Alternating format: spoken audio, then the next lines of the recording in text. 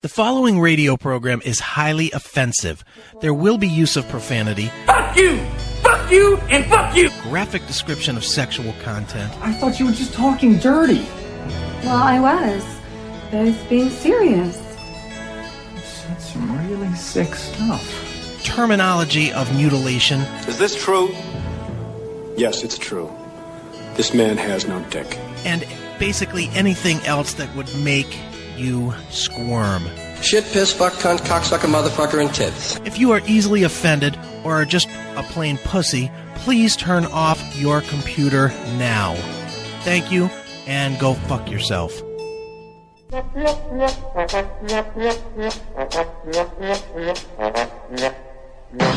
Speaking of morning radio, I know some people probably subscribe to that classic metal show. Those motherfuckers spent 45 minutes goofing on the Rock and Roll Geek Show. So if anybody subscribes to that show, why? It is the worst morning zoo fucking crap. It's these two fat douchebags. One of them is a Rock and Roll Geek supposed fan, and the other one claims to have never heard the show. The guy from Australia, Tim James, calls into their show, and he calls into my blind guy from Australia. Anyway, he's like, I guess he's part of their whack pack or something. CP. They call him cerebral palsy or something. Yeah, right? He doesn't have cerebral palsy. He's just blind, isn't he? So Tim James called. So they're pissed off at Tim James because he called in another show, the Rock and Roll Geek Show, what they've never heard of, but they got their producer to pull the clips. By the way, they got a fake producer, not a real producer. There you go. Their chat room is goofing on me now. Why do I talk to the voicemail? It's called because I do everything freeform, stream of consciousness. Oh, forget it. Those guys are like radio dinosaurs. We're sitting here jobless, whatever. Exactly. I get fucking broke. Adam and Eve! Rock Geek. Please use my code Rock Geek. I need the money, man. Please go to the Rock and Roll Geek website, rockandrollgeek.com, and hit the donate page, because I'm fucking broke. I need money bad. I get paid from Adam and Eve, which is more than you fucking fat fucks get anyway, but I don't feel like getting it in my show! Now I'm yelling at them. I'm yelling at a recording of them goofing on me, having a conversation with all right, get this. I'm having a conversation with a recording of a show, goofing on me, having a conversation with a voicemail. I am an idiot. Classic metal show. Don't brag about liking Dokken. That's not very metal.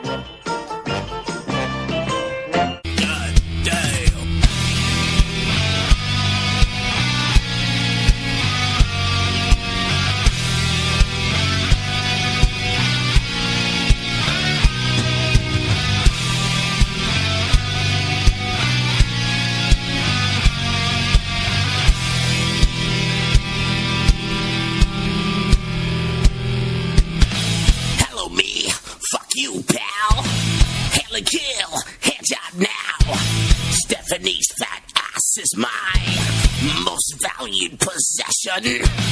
Rex might just give me a chubby. It's meant just to get my dick money. Speak of mutually assured secretion. Nice titties. Then forget that feeling paranoid and John might just stumble in on me and kiss on his bitch. Kiss him on her chin.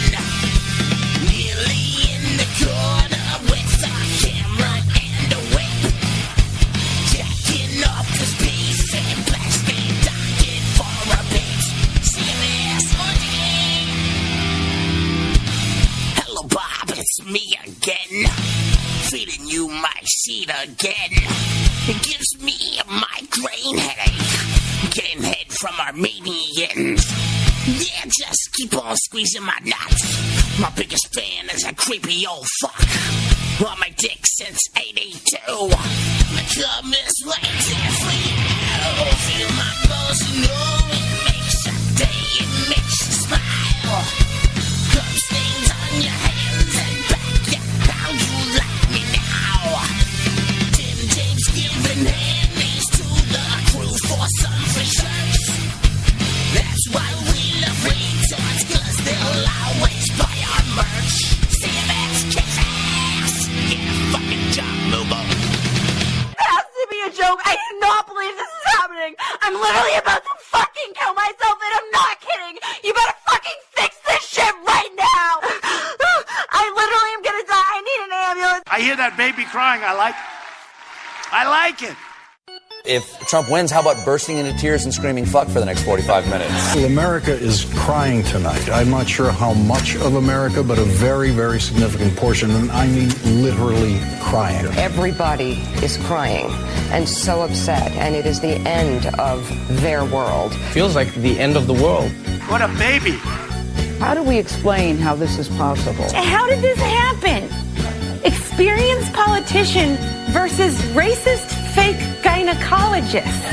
Get your abortions now, because we're going to be fucked, and we're going to have to live with it. Stop whining. You're awake, by the way. You're not having a terrible, terrible dream. Also, you're not dead and you haven't gone to hell. This is your life now. This is our election now. This is us. This is our country. This was a white lash. This was a white lash against a changing country. It was a white lash against a black president in part. And that's the part where the pain comes. What a beautiful baby. Don't worry. I can't put a happy face on that. And that's my job. This is the first time throughout this entire race where I'm officially shitting my pants.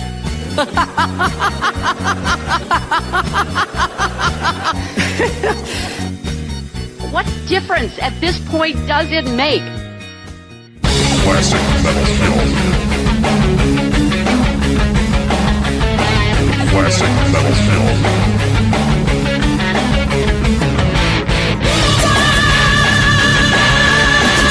Metal Show! Classic Metal Show! Chris and me, keeping it real. Classic metal, harder than steel.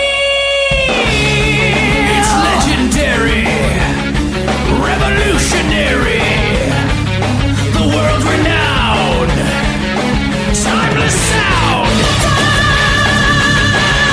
Classic Metal Show! Classic Metal Show! Hail and kill, rule and we shall. If you don't like it, fuck you, pal! Classic Metal Show!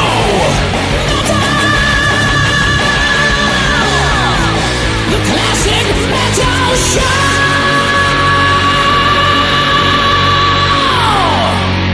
It is your Classic Metal Show right here on the ClassicMetalShow.com, the year-end edition of the Best of Show. And this is Neely along with my partner in crime, Satan.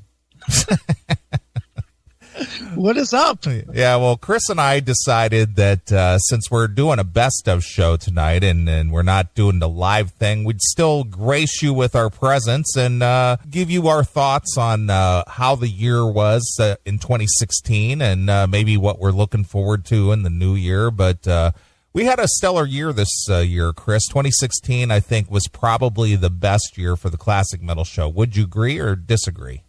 I don't know that I would agree that it was the best year. It certainly saw the most growth, which is awesome.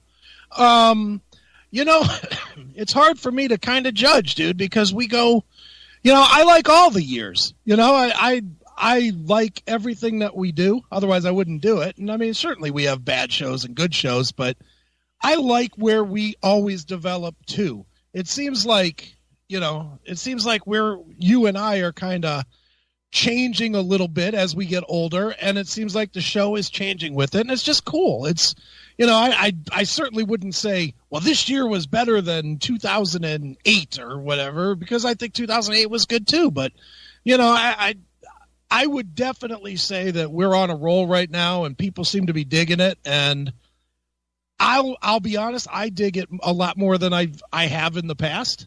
Not that I ever didn't dig it, but you know me, dude. I get tired and, I don't mind taking weeks off here and there. And I kind of miss it when we don't do it. So it's like, okay, well, I guess that's because we're having fun doing it. Sure. Well, for me personally, the reason why 2016 sticks out for me is as a year, probably one of the best years for the Classic Metal Show. Obviously, you mentioned the growth of the show, the recognition that we've gotten from the fans, not so much from, any kind of publicity that we've received, but we definitely had our fair share of controversies this year with the Rat Lives Matter, getting Bobby Blotzer to leave us a couple of voicemails, right. Making new friends with people like Jason Green, and of course, all the fan participation with all the silly memes and the chat room activity during the live shows, and the emails that we receive every week, and people who have not only discovered the show but also discovered you as an author and have purchased your books and have made it well known that after discovering the show, listening to our philosophies in life, as well as reading some of your books, how it somehow in a twisted way has helped them in their development as people, or maybe got them through a rough patch in their lives or whatever. And that to me is growth. Isn't it weird that people are looking to me and you for fucking, help with their lives? Who would have ever thought that? Yeah, I know. And in fact, I had received an email today, as a matter of fact, from one of the hardcore CMS fans, Jay Lee Anthony. Oh, nice. And for some reason, and I'm not exactly sure what it is that we have said, or sage advice that we may have given, but for whatever reason, Jay Lee felt the need to reach out to us and say thank you. Okay. He says, Mr. Neely, Mr. Chris, thank you so much for another great year of the CMS. Bigger, better, Blotzer. Thanks for all the kind words and the advice through the year. And to Mr. Chris, thank you for your book, Call Me Chris. It helped me at a time when I really needed it. Again, to both of you, a metal thank you. Horns up at you and hand job. Wow. So Jay Lee Anthony sending his thoughts to us, and believe me, we appreciate our fans around the world. And that's the other thing, we've discovered fans around the world. Our friend Toby from over there, and you say is it Qatar or is it Qatar? I think it's just Qatar. I call it Qatar. When I was there, it was Qatar. Might be Qatar. I don't know. Yeah. And, of course, our friend Jay Lee Anthony there from Australia, along with our good friend Tim James and Dean from Canada, and, people around the States, and people who have, chimed in from little islands out in the Pacific, and you know what I'm saying. So, yeah, this show is this year for me personally has been a crowning achievement in the 20 years that the show has been in existence, and here we are heading into our 21st year. And it's funny, dude, because I was thinking about this a little bit in the last month or so, I guess, knowing that we were coming to the end of the year. And if you really look at it, the show, has taken another turn, in what I think a lot of us, or I won't say a lot of us, what I think you and I and the old school listeners think of as the glory days of the show was the 7, 8, 9, don't you think? Yeah, absolutely. Right. And those were fun years. There's no doubt about that. Some of the shit that we did back then, the Kay and Abby shit and the Dirt Talk and Talking Metal and whatnot, those are funny shows. But we're not doing that anymore. And we have totally evolved into something completely different again. And this is after the evolution into that, which came from the original evolution of, playing 70 songs a week. It's like the show just sort of continually changes and morphs every couple of years. And it's cool because it's, in my eyes, it's what keeps it fresh. If we were still doing the same old shit, hey, here's a new podcast. Let's rip it apart. How long can that possibly stay fun, but it always evolves and it always changes. And that's what, for me, has kept it just lively and fun. Well, I'm going to piggyback on your sentiments there. And I, too, had reflected on where the show is and why it is where it is. And I think within the last two years, maybe 3 years, since your return to the show anyway, sure, you and I have become less of the pranksters or the jokesters or whatever, goofing on people or podcasts or whatever the case may be. And we've gotten in, and I hate to use this cliche term, but I think it's very fitting here. We've gotten real. We have exposed ourselves for who we really are as people.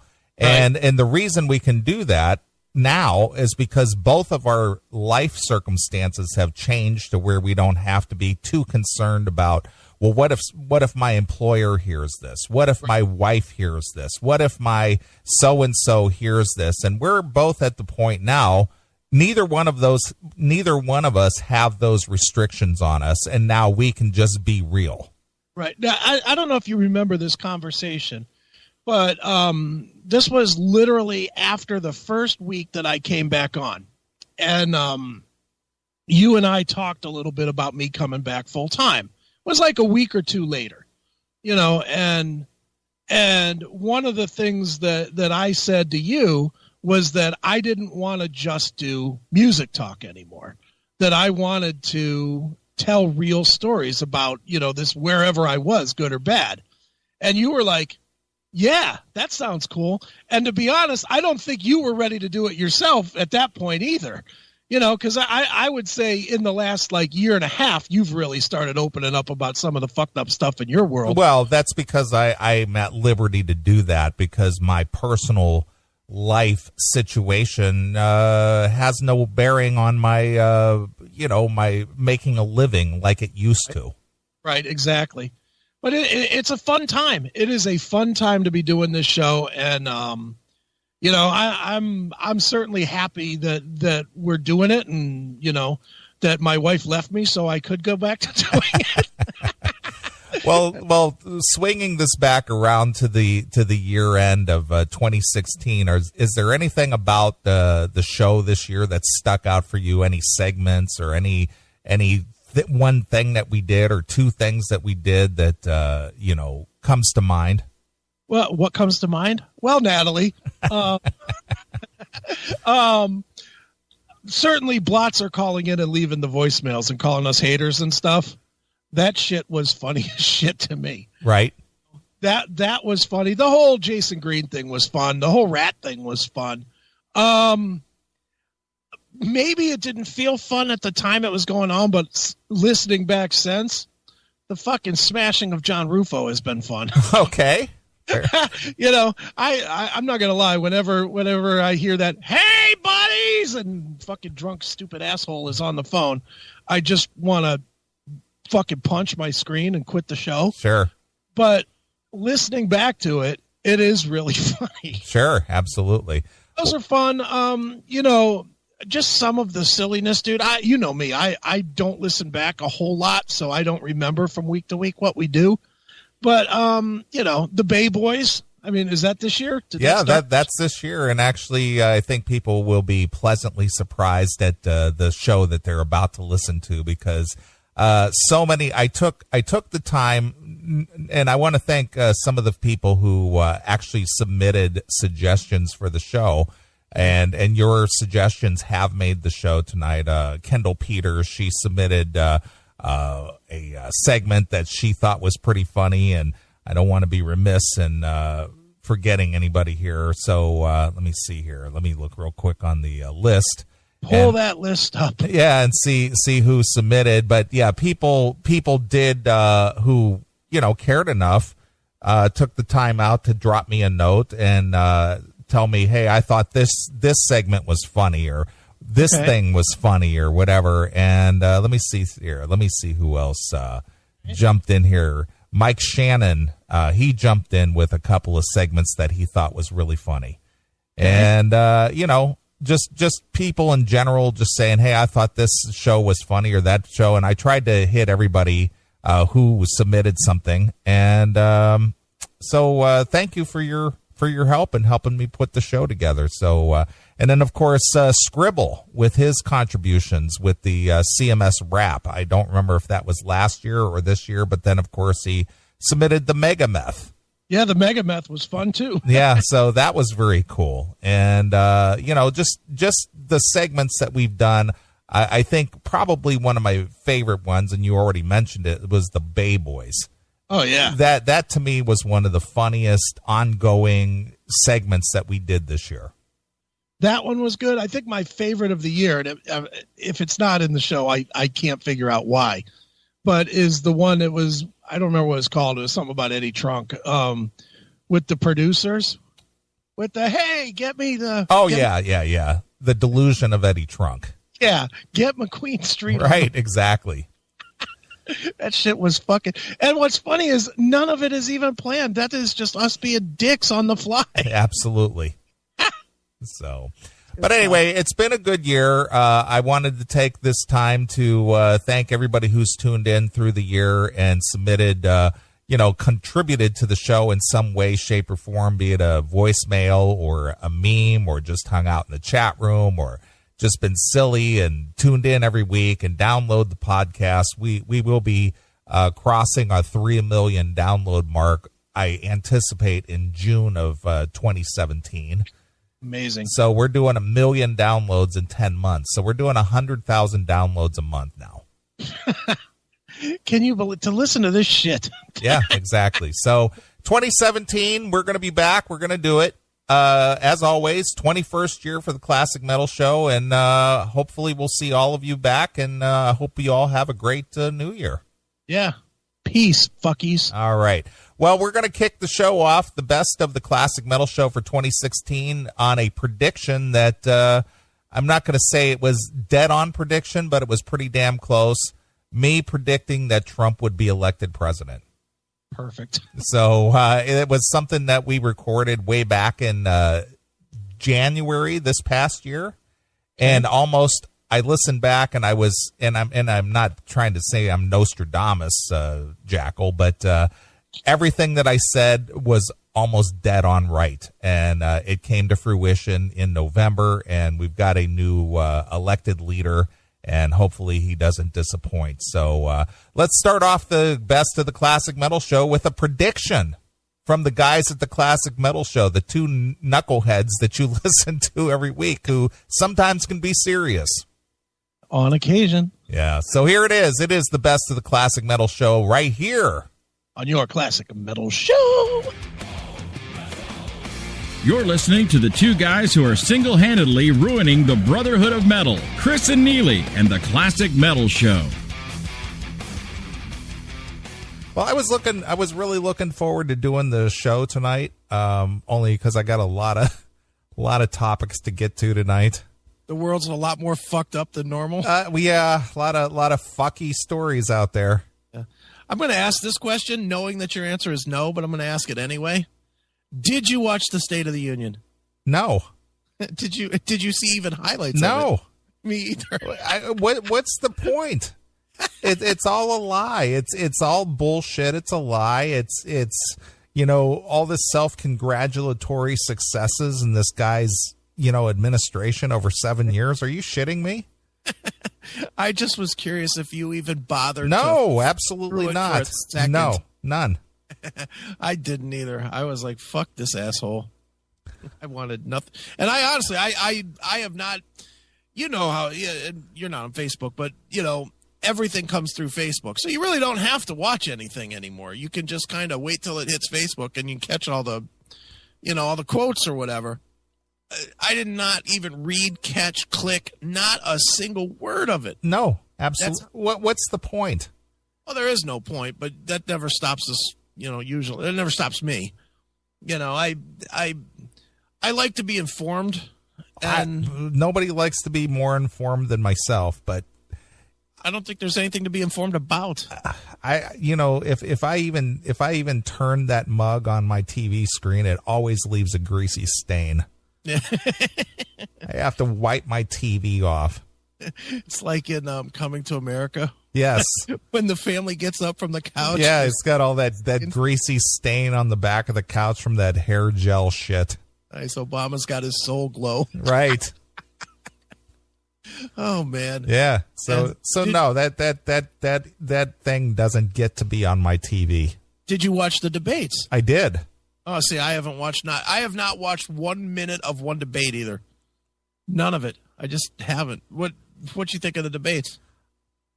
Well, the thing is, I hate to sound like a bandwagon jumper.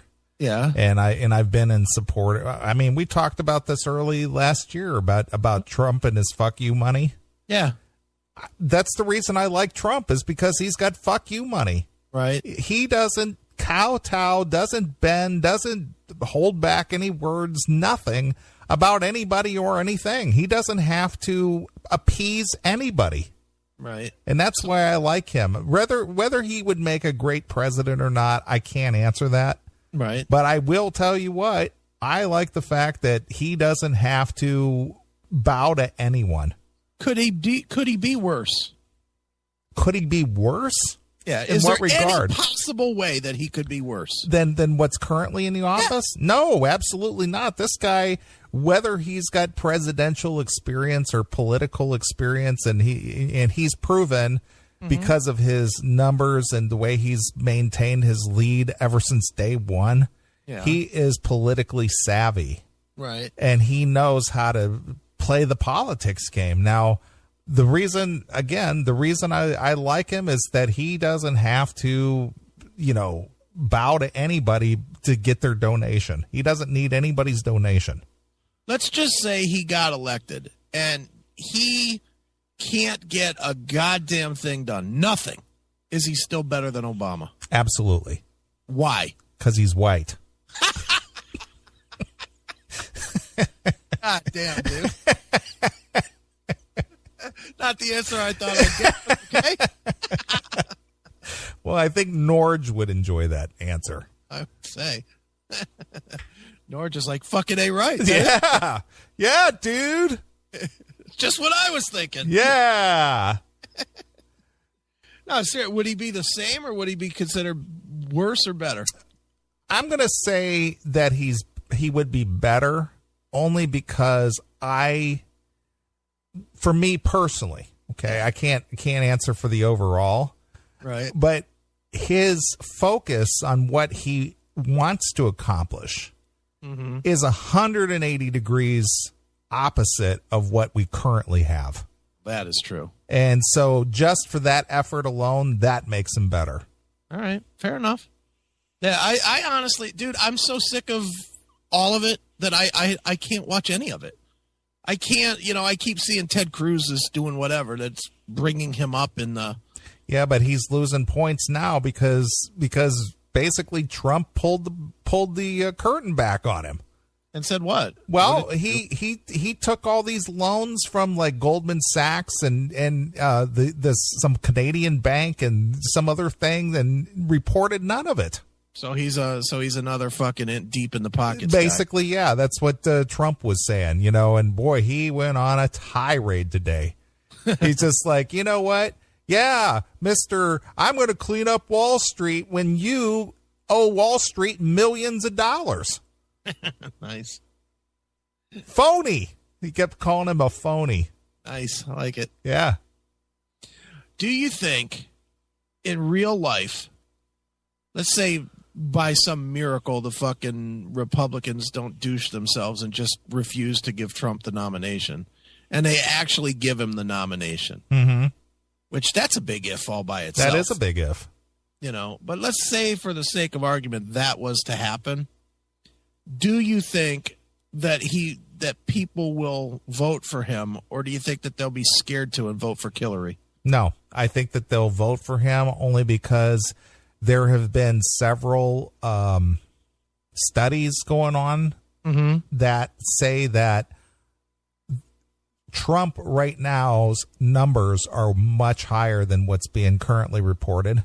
Sure. Because of the silent majority. Right. And they said that because the media puts such a negative spin on Trump saying, blah, blah, blah, blah, blah, when people are being polled, They're afraid to really say, I'm for Trump. But do you think, but that'll go into the polls too. You know, people that are known to be Republicans, are they going to be willing to take the fucking racist label to pull the lever for Trump? I think so. Will they stay home? Not guys like me and you, the fucking weak ass housewife or the fucking pussy at the you know, gets his feelings hurt every time somebody says a nasty word on a radio show or whatever. Do you think that guy can still go and vote for Trump? Well, let's just put it this way. Regardless of what Trump has said or done so far, every time there's a debate, no matter who hosts it, whether it's CNN or Fox or whomever, right? Trump's numbers keep going up. They said that he's at his highest rate now than he ever was. Wow. You know, so the groundswell is there. Yeah, just hope he can maintain it. The thing is back in November, I think, October, November, they were saying, yeah, you know, this is the collapse of Trump. He'll be done by the end of the year. Right. Here we are going into February already, and his numbers are higher than ever. Yeah, it's crazy. You know, this is how Trump is going to collapse. This is how it's a matter of just weeks before he collapses. Right. And it hasn't happened. Do you think that the fucking Republicans have enough balls to not give him the nomination? Well, that's a good question. That's the real question. Do you think he can go in with 70% of the population in polls and them give it to Ted Cruz or whoever? Boy, that'd be a toughie. The fucking country would go bananas. Yeah, it would. You know, but see, here's the thing that people don't talk about. You listen to Trump and listen to the things he says. And, you know, in this PC world that we live in, when he calls people out and calls them for what they are and maybe uses less than kind language. Yeah, love it. It's not because of that the Republicans don't want to support him. No, they know that they're not going to get paid anymore. That's correct. Yeah. So without one of their candidates being in the pockets of, you know, somebody, they're not going to get their stipend anymore. Yeah, but I guess my question comes back to what will win?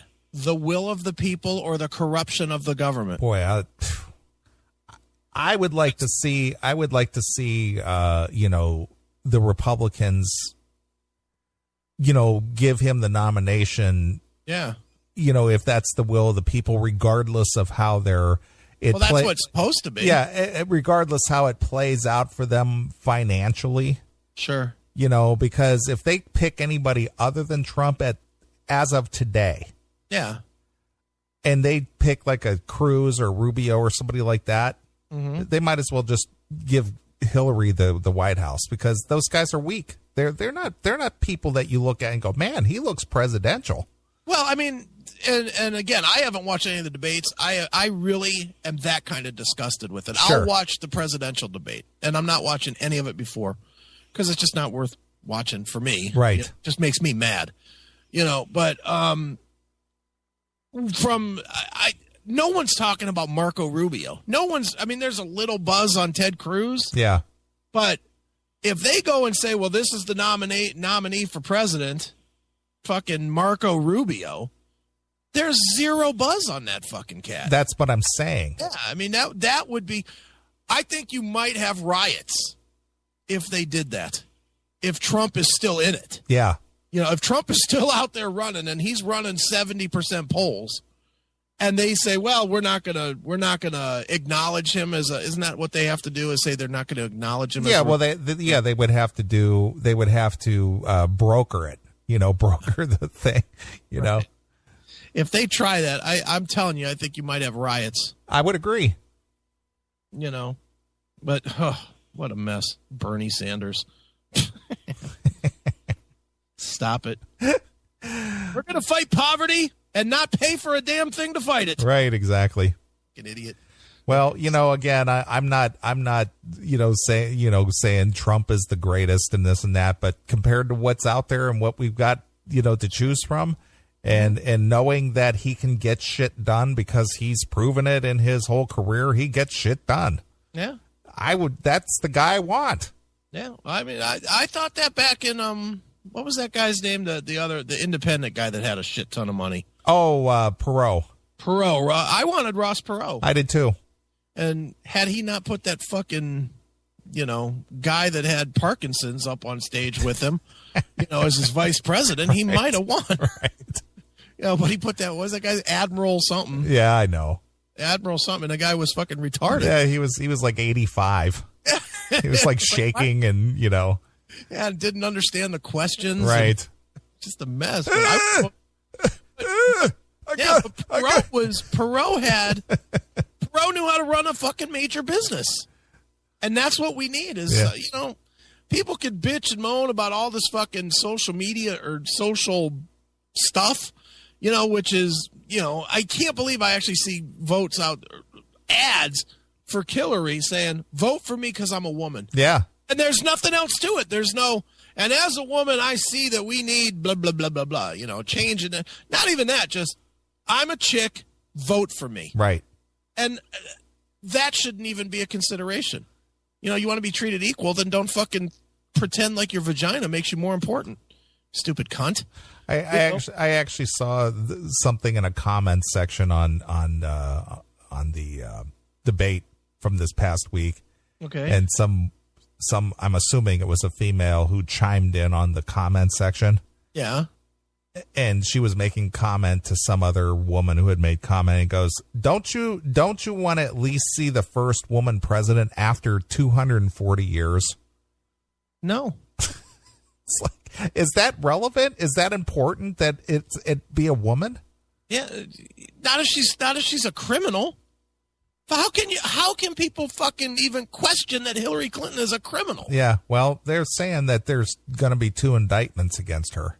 Yeah, but even if there's not, how can you think that she's not a criminal? Yeah. She was wasn't she involved in Whitewater, for God's sake? Yeah, I know, but the thing, but again, the whole attitude is, well, they're all criminals, so this is the lesser of the 2 evils. No, it's not. Didn't her and Bill steal furniture when they left the White House? They did. They stole all the china and everything, and they had to give it all back. And then they got fined or some shit. Yeah. They got fined like $100,000.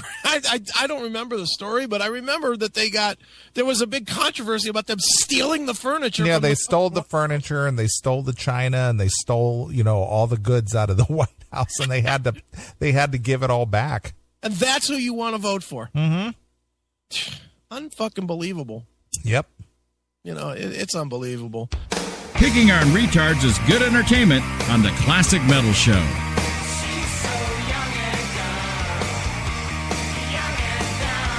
The Classic Metal Show. All right, Wheezy checked in. We haven't heard from Wheezy in a while. Yeah, how's he doing? I guess he's doing okay. He checked in with an email here. Good for a fake guy?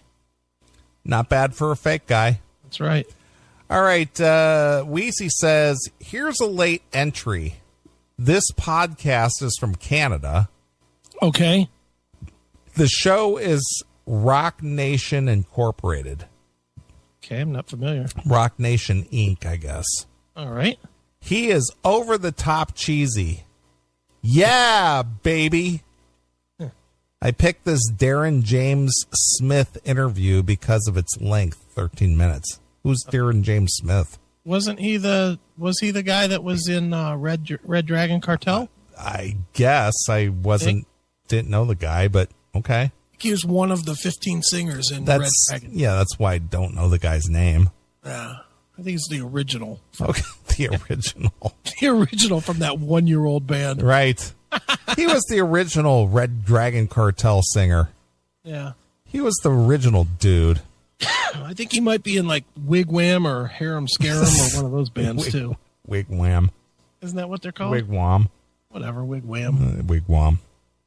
Yeah, whatever. It's like anybody cares. It's like a teepee. Yeah. All right.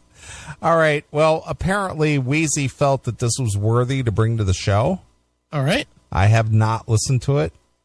I obviously have not. So we're going to listen to this together. So here's Wheezy's submission.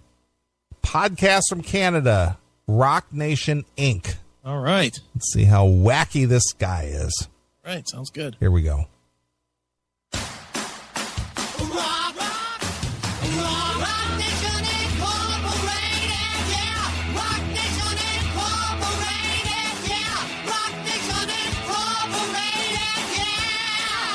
Has nothing on our Fuck You Pal song. It's pretty catchy, though. I already know all the words. Yeah. Rock Nation Incorporated. Yeah. Oh, Rock Nation! Welcome to the craziest show this side of Mars. This is Rock Nation Incorporated. Here's your host with the most, Keith Shannon. Hi, everybody. Welcome to Rock Nation Incorporated, episode number 4. Where the What is this guy on helium? Is that a guy? That's a dude. Sounds like a girl. Hey, welcome. Oh, no. Oh, no. I can already see where this is going. All right. Let's check this out. All right. That's changing the nation one episode at a time. Today on the show, we have none other than Mr. Darren James Smith. But let's just remind you who he is. You can call him Mr. Jack of all trades, or better yet, Mr. Musician of all trades. Drummer, guitarist, and lead vocalist Darren James Smith has held one of these positions for many well-known hard rock and heavy metal bands, including Harum Scarum, Helix, and now Jakey Lee's Red Dragon Cartel. Why is he yelling? He's got to yell over the sound effects. I mean, my God. Darren Smith, he was in 3 bands you might have heard of. Harum Scarum, Red Dragon Cartel, and Helix. Ah! Jeez, oh man, chill out, dude. I mean, Scribble is on bath salts, but he isn't all hyped up like that. This guy did like 3 pounds of coke before he turned the mic on. Well, Wheezy did say he was over the top. He wasn't lying there. Mm-hmm. Jeez. Okay, here we go. Without further ado, please welcome to the show the one and only Mr. Darren James Smith. Yeah, baby, what's going on? Oh, this guy just loves the sound effects. Oh boy, jeez. Loves. He's Hairball John on steroids. On steroids. Yeah, loves the sound effects. Yeah, needs production behind everything. Right. Holy cow. Hanging out in beautiful Las Vegas. Yeah. Darren, for those people out there in Rock Nation land that don't already know the legendary story, why don't you shine a big old bright light on who you are, what you do, and how you ended up here on this planet? Oh, my God. Who is he, Natalie? Could you introduce yourself and what bands you're in and what position you play? Shine a big old spotlight on the legendary tale. The legendary story. The legendary story of Darren Smith. Yeah. Sir, what's his name? Keith Mars guy? Whatever his name is? Yeah. There's no legend to Darren Smith. Yeah, Darren James Smith. A legend might be Bruce Dickinson. Right. Ozzy Osbourne is a legend. I don't know. Who else would be a legend? James Hetfield might be considered a legend. Don't you think? Lemmy is a legend. Darren James Smith, not a legend. Somebody would have to know his name instantly when you said, or what bands he was in instantly when you say their name to be a legend, right? Well, Canada is kind of a small country. Yeah. Okay. You say so. Rick Abbott. Legend. All right, here we go. Continue, Neely. Continue.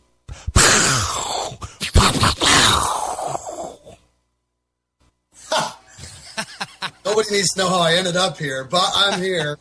I play for Red Dragon Cartel, which is Jakey Lee's new band after he's been away for so many years. I sing for him. I don't get to play any instruments yet. But for. Holy shit. This guy's got to throw a little snippet in behind every word that would indicate something. This is really dog shit. Do you know how long it would take for this guy to put his show together? It would take way too long. Yeah, he'd sit there. He's got like a 10-minute interview. Yeah. And it takes him 3 hours to edit it. Yeah, this show will not last long. No. At least in this form. Right. There's no way is he going to do that once a week. And plus the sound effects are way overpowering. Yeah, they are. Well, he'll get better with that, but still, why would you do that in a 10-minute podcast? Ridiculous. It's crazy. It's over the top. It's something, man. I just feel like yelling just from listening to him. Right.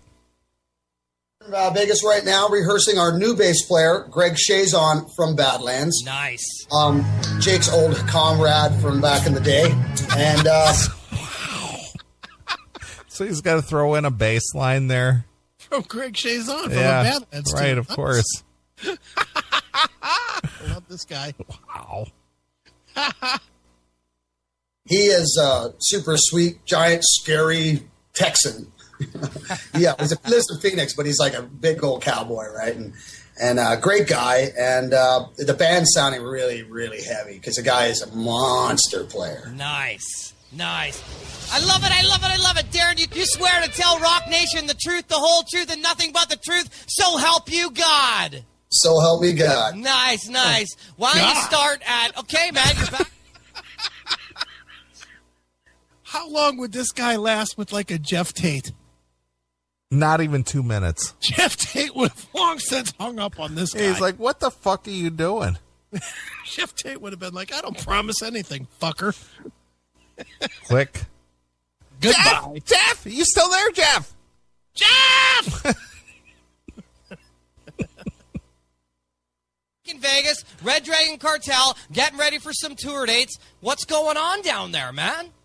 Well, Danny from Counting Cars, I don't know if you know who Danny is, a sweet, sweet heart of a man. He has a beautiful rehearsal. I mean, his rehearsal hall is so amazing. It's going to make stages suck ass. And he treats us well, and all of his cronies are hanging out there from Stone. That GIF that Nathan threw in there from Get Him to the Greek. That's this guy. That's him. That's this guy. He's doing the Mars Volta. So good. This guy is terrible. Yes. And all the guys there, and it's beautiful cars, and it's gothy, like, nice velvet walls, and real nice gear, and really, really large place. And we go there every night from 7 till 12, and I walk out deaf as a stick, and then we go and eat. And then Did he say he walks in deaf as a stick? Whatever that means. Okay. Repeat. Rinse and repeat. So what? This guy's a comedian. I don't know how I'm able to control my laughter. Right. Jeez. So good. Tell another one, James. Tell me something else, Darren. Or whatever your name is. Warren, Darren James Smith. Tell another one. Come on, Smitty. Give me another story, Smitty. You promised to tell it all. What else you got there, Smitty? Something else good? Practicing at Danny from Counts Customs. What is it? Danny? Yeah, where he builds his cars and stuff. That building. Well, he owns this giant compound. It's like a little town, and he owns everything. Oops. Good and song. it's my ring. Nice. And part of it's a rehearsal hall, and it's also a production studio where he does all the editing for Counts Customs. All of his bikes and stuff. He comes in and visits from time to time. Nice. Wow, the guy that owns the building stops by every once in a while. Yeah. Holy shit, can you believe it? Everything this guy does. Nice. Dude, I can't believe that he comes in to see his own building. That That is something, man! Darren, Smitty, how do you handle it? Jesus.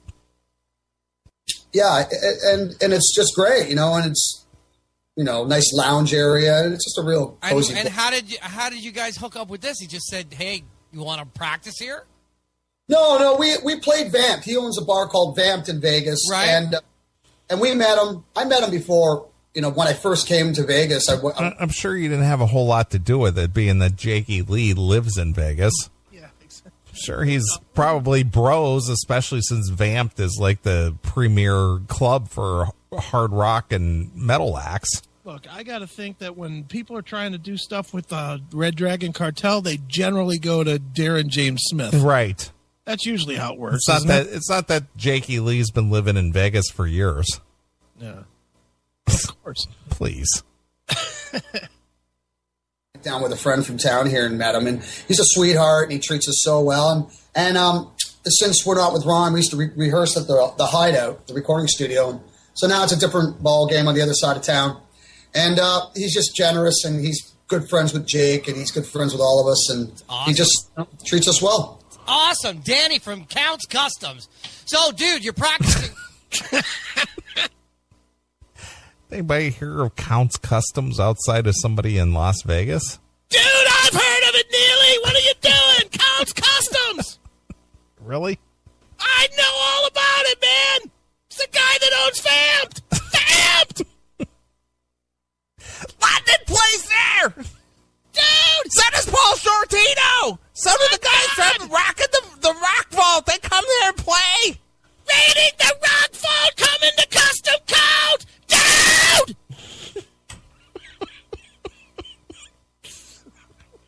Wow. So much for me holding my voice back, right?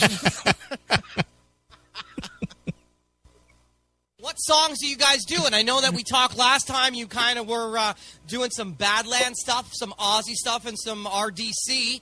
Can you give us a couple names? Dude, we're going to play all things that Jake played on! Can you buy that, man? The guy at Counting Cops or whatever that fucking show is does? Counting Cars. Counting Cars!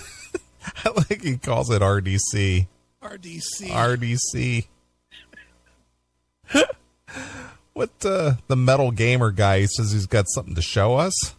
It's fucking Moogle. It doesn't matter. Oh, okay. Well, we haven't figured that out yet, but we are doing some more stuff from the record. We're doing Wasted, that Paul Di'Anno song. Nice. We're doing a lot more Badlands. We're doing some really obscure Aussie. We're doing Now You See Me, Now You Don't. You're doing Aussie? Let me throw 1 second of that song underneath you, too. Jeez. This guy's great. Yeah. Our Giants will probably be in there eventually, but we're doing... from the Ultimate Sin album. We're doing Healer from Badlands. We're doing Soul Stealer. We're doing Dreams in the Dark because everybody bugged the shit out of us to do it. Great song, man. Are you hitting those? Stop interrupting him. Yeah. You're on the Skype, dude. Let him say what he wants to say. Great song. Yeah. No shit. That's why we're playing it, dickhead. Right. Hitting those high Ian Gillan notes or what? Yeah. No problem, man. Dreams in the dark. Love it. Well, High Wire is the highest. Yeah, I know. It's crazy. Did you hear me at that note, man? Dreams in the dark. Now I got the clap track. The band too. I got the clap track behind us. There's a reason that Gillan died. It's to open the door for me. Woo! So you guys are like rinsing and repeating, and you're going to practice. You're getting up in the morning. You kind of so tell me what happens in Sin City after band practice. I mean, what are you subscribing to down there in Sin City? It's porn, baby. What are you subscribing to, bitch? Sin City. You gotta rinse and repeat, just like the laundry you can't do when you're on the road, right? What are you subscribing to after band practice? What the fuck is he talking about? We went to the Carl's Jr. and had a burger. That's fantastic, man! Fantastic! Did you get the fries? Did you get the fries? Dude, did they have ketchup and mustard on the table? Tell me all about it! Pick a really great place to go and eat, and we just sit around and we bond. See, boy, did I guess that right. Yeah, we go and eat. Yeah, we sit around and bond. Let's go get a burger. Jesus. It was really, really awesome. We all got up and we all met down in the laundromat. We all washed our clothes and talked shit. The life of rock stars. Oh, it's so goddamn glamorous. Boy, you had that right, too, about going to the laundromat, rinse and repeat, doing the clothes that you don't get to do on the road. And the laughter about him talking about doing laundry. Listen to him. First, he laughs way too hard. Yeah. And then he plays the laugh track to go with it. Rewind that a little bit. Rewind it a little bit. He's laughing way too hard. All right, here we go. Awesome. Today was really, really awesome. We all got up and we all met down in the laundromat. We all washed our clothes and talked shit. The life of rock stars. Oh, it's so goddamn glamorous. So who you meeting? Who you been seeing around town? Oh, God. Who you meeting? Who you meeting? Who you seeing around town? You see Nader the Priest out there? Did you see Paul Sortino? Did you see Jesse Pearl? Well, there was the waitress at the Carl's Jr. Right. Then there was the guy that runs the laundromat.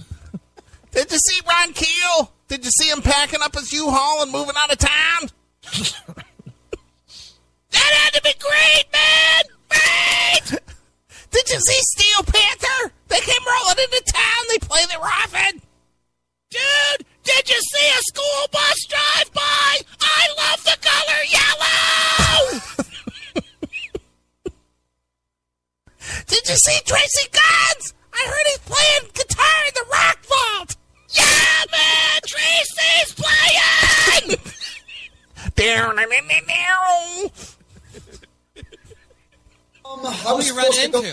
was supposed to run out the other night and hang out with Oz Fox and some of the guys in LA Guns, but after rehearsal, we're rehearsing 5 hours. My head was so punched in. Yeah. And there's a 3-hour time difference, right? So yeah. It's 3 o'clock here, it's 6 o'clock there, and I just couldn't deal with it. But I just really, when I'm in rehearsal mode, I just kind of keep to myself.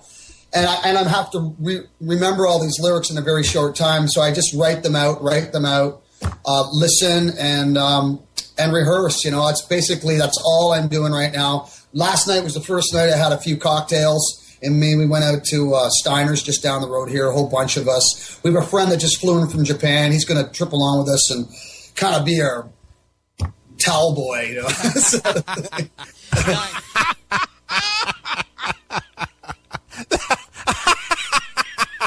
The way you could tell a story, Darren.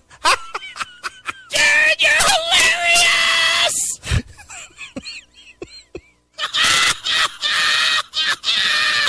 Towel boy! That's like a boy with a towel. Do you get it? Just the word towel boy is funny. Hilarious! Nice. So when you guys are practicing this week, when's the tour start? Thursday? Well, we fly out to Texas tomorrow. Me and Jonas do, and the day, and then Greg and the rest of the troupe will come by that night. And then we're playing in Houston, and then we go to Dallas, and then Corpus Christi, and then Lubbock.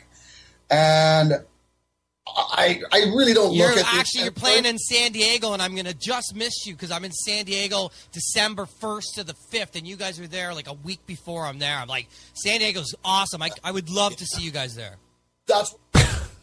Yeah, that's a great story. Great interjection. Thanks for telling us that you won't be at the show. Right. That added to not only his experience talking to you, but the listener's experience as well. I'm only going to miss you by a week. Man, that sucks. Where Jake's from. Oh, no kidding. And then you guys are hitting L.A., and then I think are you going maybe over to New York or something? And then are you coming to Toronto? I think we're coming back to Vegas to do Vamps. Oh, right. Yeah, you are. We have a week off, so I'm going to fly my lady out here. Nice. And I don't have to rehearse or nothing. So I'm going to... Well, from what I've seen there, you should have rehearsed. Well, from the way I understand it, he might not still be in the band by that gig. Right. Wasn't he fired by that point? Yeah, I think so. I think he was too. That's the only way you can experience Vegas. You can't be working and shit. It's just too much, you know. No doubt. You know how much trouble you can get into going down to the casinos and drinking with all your buddies. So I've kind of been staying away from that. But I hung out with Johnny. Let's throw that guitar riff in there. He's so mad. That adds so much to the podcast. It does, man. This guy's fantastic. I'm going to subscribe into this for sure. Yeah. Rude last night. You did you? Awesome. AJ came out, and we all went and had dinner afterwards. They came to rehearsal and hung out. Nice. Yeah, Johnny's my... Wow. That was weird. Kicking down the walls. No, somebody just looked like they threw a kid over the balcony. They must have lost So then you guys, when are you in? Holy smokes. Laugh track. Jesus Christ, what is this, Carson? It is. That's a hell of a laugh track there. This guy's crazy. Sounds like an outtake from MASH. Yeah. Jeez. We're in Toronto, December 10th, at a club called... Garrison's? Garrison. Okay. I was kind of like never heard. I was like, wow. We were playing my hometown, and everybody's excited, and then they moved it on me. But whatever, I'm home for a day, and then we're off to Detroit after that. And then we carry on our way back to Vegas. So I'm not even home till like 3 days before Christmas. Wow. And then we go back. Something. That's what happens when you're a live performance band. Sometimes you're on the road for weeks at a time. Yeah, imagine that you might have to actually tour a little. In January to the NAMM show and playing out in Anaheim. And a bunch of shows out there. I was just told that this morning, like, nobody tells me shit. But at the end of the day, it doesn't matter where I am. Why is that awesome? The same thing I do, you know. Can't retain I'm trying to retain lyrics, you know. I love it, man. I love it. Why is it awesome that no one tells him shit? He said, nobody tells me shit. And he goes, yeah, that's awesome. Yeah, it's crazy. It's the crazy world of rock and roll, man. Yeah, man. Crazy. It's out of control. Notice he's wearing out on that fake energy. Yeah. You notice it's gone way down. That's why these interviews are only 10 minutes long. Yeah, because he couldn't maintain that more than about 2 minutes. Right. I love it. Well, you know what? That was awesome, man. I mean, a little bit of something from the road. Really nice for the audience out there. Let's get into the speed round. I've got a new speed round for you today, Darren. And now we have the speed round. The speed round, there's no right or wrong answer. Boy, that sound effect is he played that at least 6 times in the last 8 minutes. And the funny part is when he's talking and playing it, you don't hear him talking anymore. Yeah, it's so loud. It's like, yeah, we're going to get into the speed. Where'd you go, dude? What's your personal preference? Here we go. Analog or digital recording? Analog, but digital vocal snips. Nice. Records, tapes, CDs, or iTunes? Albums. Record companies or self-publishing? Self-publishing. Before the gig or after the gig? After the gig. Where are you most comfortable? In the studio or on stage? On stage. Darren, for the audience and for myself, what's your favorite curse word? Twat! Darren, today or... What did he say? Twats? I guess twat. Twat. That's a curse? Apparently. Okay. To him it is. All right. Tomorrow. I love it. I love it. Before we say goodbye, there's a few more questions I know the audience is dying to know. Darren, tell everybody what 1, 2, or 3 things you got to take with you on the road. They're dying to know this? I was. I couldn't believe he didn't ask it to this point. Oh, okay. You weren't waiting for this? No, I was not. Nice. I gotta take with me Infusium spray and conditioner. Infusium spray and conditioner? Okay. All right. A computer full of movies. Yeah. And you gotta bring yourself. Yeah, and myself. Yeah. I don't know. You got to bring yourself. All right. I'd help. I travel light because you accumulate so much stuff on the road, and I hate getting bumped at the airport because you're like 4 pounds overweight. You wanna punch They somebody. charge you $200 to put it on. Fuck the fucking fuckers. What's your preference, spaghetti or mac and cheese? Oh my Spaghetti. God. Really? Where does a question like that even come from? Natalie's World. Who would even think to ask No, that wasn't Natalie. Who was that? That was the Maddest Hatter. Remember him? What's your favorite ice cream? Yeah, but who would ask if it's spaghetti or mac and cheese? Apparently this guy. People want to know, dude. All right, whatever. The audience was waiting for that answer. It never occurred to me to ask a question like that, ever. That's why we suck at interviews. Apparently we do. That's it. Jack Daniels or Johnny Black? Jack Daniels. Red Dragon Cartel or Red Dragon Cartel? The first one. Yeah, baby. Yeah! And now to call this day. Yeah, baby. Red Dragon Cartel or Red Dragon Cartel, yeah! So bad. It's terrible. Jeez. Thanks, Wheezy. Rock Nation Incorporated as Darren James Smith Day. Yeah, baby! Peace. Thanks, everybody. This is Keith Shannon and Darren James Smith for Rock Nation Incorporated. And we will see you on the next show. Peace. Darren James Smith, everybody, of Red Dragon Cartel. I mean, that guy is amazing. I love him very, very much. Listen, just wanted to put in a note that 2 of my favorite charities are Make-A-Wish Foundation and any animal charity that helps animals out. Remember, hold each other up, help each other out. Peace! Now you've had a taste on how good things are on this side of Mars. Go to rocknationincorporated.com and hit the subscribe button and never miss another show again. And remember, people, rock and roll will never die. This is Keith Shannon for Rock Nation Incorporated. We will see you on the next show.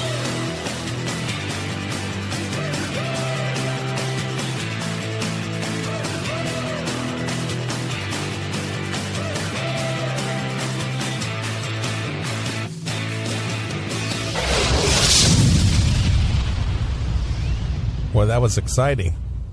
Dude, he's got all kinds of shows out here. Now you can hear it in my voice.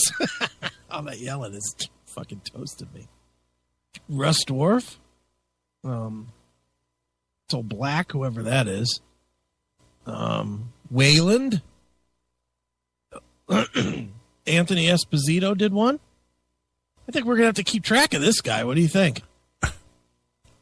He's out of control. I like him. Sean Kelly. Remember our friend Sean Kelly from... Yeah, I noticed several of these guys are all Canadians. Of course they are. Well, he's a Canadian show, isn't I he? understand that. When he's not hanging out or missing people by a week in L.A. Yeah, this guy. I like him. What's his name? Keith something? Yeah. He's the shit. This guy. He loves his production. Yeah, he does love his production. That's for damn sure.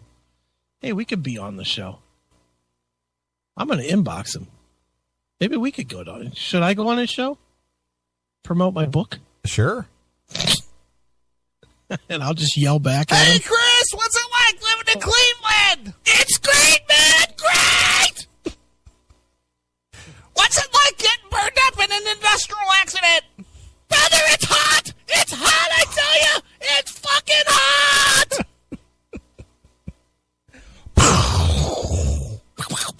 That's just what it sounded like when the thing blew up!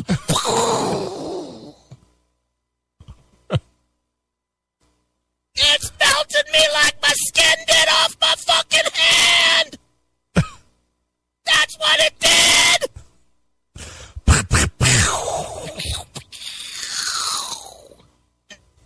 My favorite curse word is all of them!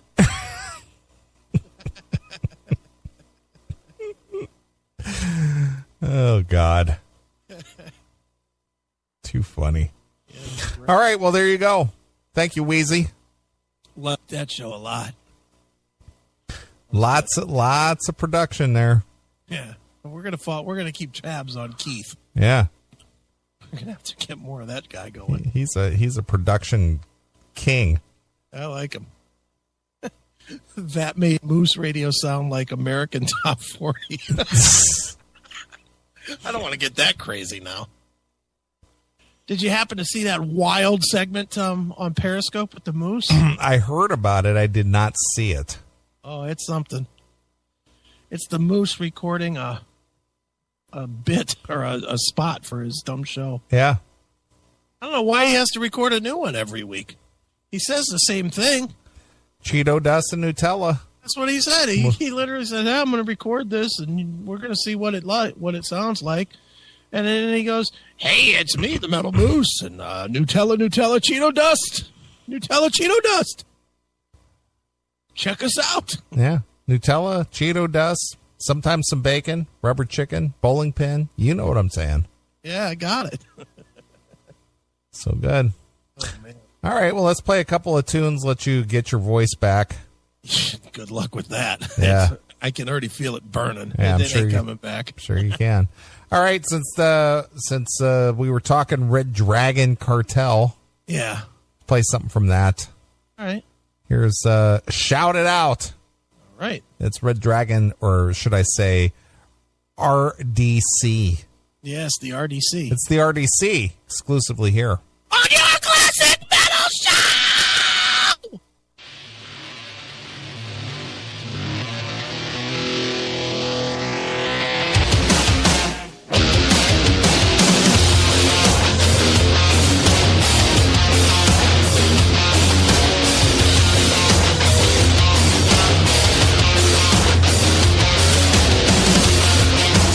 Give me money.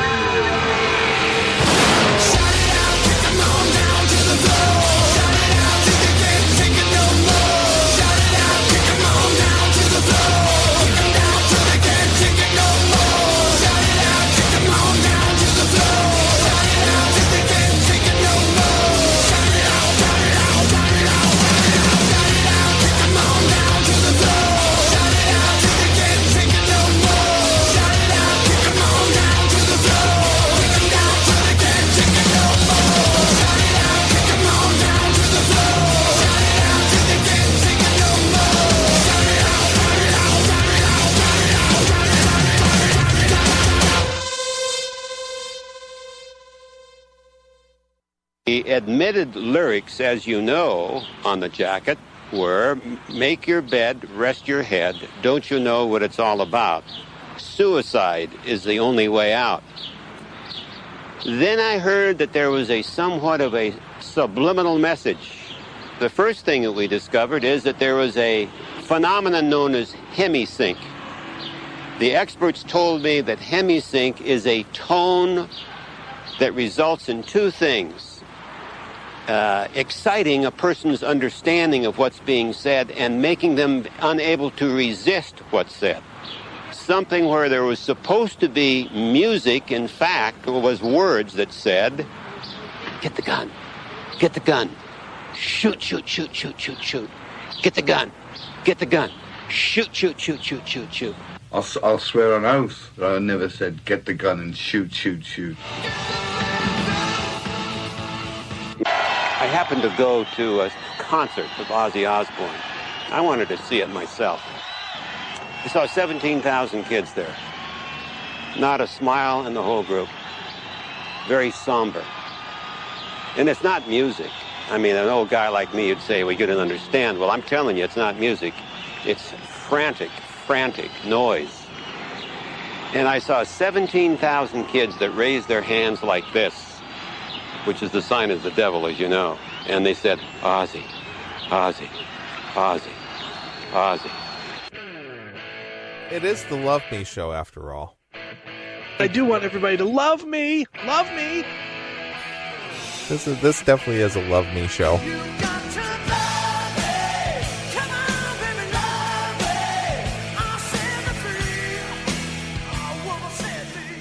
The Classic Metal Show.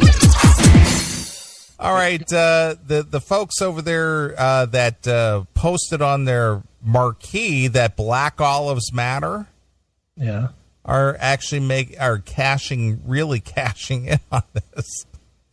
They have been selling merchandise with Black Olives Matter hand over fist. They are actually making more money at their merchandise than they are at selling food in their restaurant. Nice.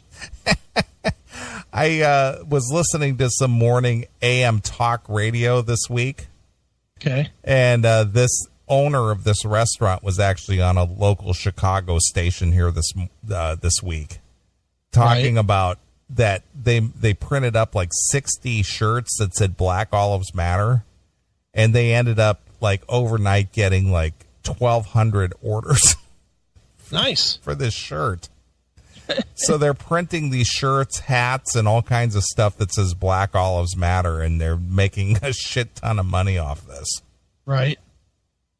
All right, Black Olives Matter. Is this just a joke, or is it really disrespectful? What do you think, Chris? I think it's just a joke. Okay. A New Mexico restaurant generated controversy and profits this summer with a play on Black Lives Matter. Now it's coasting on the uproar that began with its sign and has printed hats and T-shirts with the phrase jumping straight into seemingly never-ending national conversation on race. Well, Rick Camiglia, owner of Paisanos, an Italian restaurant in Albuquerque, put the phrase Black Olives Matter on a sign last month to help sell a new tuna dish with black olive tapenade. Yeah. It worked like a charm, bringing in more business with some people adding black olives to every dish they ordered. Of course, it upset some of those who, too, said that Paisanos was trivializing the Black Lives Matter movement, which has protested the police killing of black men in the past couple of years. Others who have been accused of this, like the people who've said all lives matter in response, have apologized for their words. Right. But not Paisanos. No, fuck no. Good. Camiglia refuses to apologize and says he won't stop selling hats and T-shirts with the Black Olives Matter phrase on them. Right. Said, fuck you, people. Yeah, pal. This is making me some money. I got some coin in my pocket, and not one dime of it is going to reparations. Yeah, Telling you that right now. Fuck yeah. I heard this guy on the radio this week, and it's just got a very, very, actually I wanted to reach out to him to see if I could get him on here. Right. But this guy's making a shitload of money off of this merchandise. We should get him on the we should get him on the show. Well, maybe I'll see if I can find a way of contacting him, maybe get him on next week or something. That'd be great. People have filled the restaurant and told us to leave the sign up. Right. He said he made the T-shirts and other items after getting messages of support from people around the world who wanted to buy some sort of souvenir with the phrase on it. Right. That doesn't sit well with others, said Dr. Finney Coleman, an English professor at the University of New Mexico who's teaching a course on the historical events that led up to Black Lives Matter movement. Many people were very much against the kind of usage of the term or playing on that term or punning that term because people's lives are at stake. You mean the people who are committing crimes and get gunned down by the police? You mean those people? Yeah, pal. Must be those people they're talking about. Must be. The debate over Black Olives Matter is playing out on social media, with people divided into two predictable camps. Those deeply offended by the by the reworked phrase, and those outraged by the outrage over what they consider just a restaurant's cute play on words. Mm-hmm. One Twitter user found the olives phrase so disrespectful. Yeah, pal. Bet you this person probably wears Bantu knots. Yeah. Black Olives Matter is so disrespectful to the Black African American communities and anyone who stands by us. And another one says, everybody needs to lighten up. Let me guess, some people are having a cry-a-thon over Black Olives Matter because they live only to whine and complain, right? It just goes to show you most people don't take that seriously. Yeah, of course not. They just look at that and go, you fucking idiots. And even if they do take it seriously, that's again the same answer. You fucking idiots. Yeah. And that's it. Of course, there's the third camp, the jokesters. That's us. It's us. Who can always find the humor in almost any situation. That's us. One Twitter user posted a photo of a black olive holding a Black Olives Matter sign and a green olive, calling the black olive a racist. Yeah, pal. Black Olives Matter. Racist! Hey, there it is in the chat room. Yep, there it is. Every time Black Olives Matter is trending, green olives start rioting. As for paisanos, Camiglia said he was only trying to sell more food, not stir racial tensions. So for now, Black Olives Matter lives on at the restaurant. It's just something to do that's kind of fun, he said. It's a little bit different than selling pasta. Right. Yeah, it's just fun. Bring your family out. That's right. It's a good time. So I'd like to go out there and go, hey, do you think Black Olives Matter? And they'd go, absolutely. Yeah, pal. Yeah. So that's going to wrap it up. Good. I mean, that's awful already. So what did we learn tonight? We learned what Bantu knots are. Yeah, we can't... white people can't wear Bantu knots without being racist. We learned Black Olives Matter. The proper name for people that are from Cyprus, although I've already forgotten it. Mm-hmm.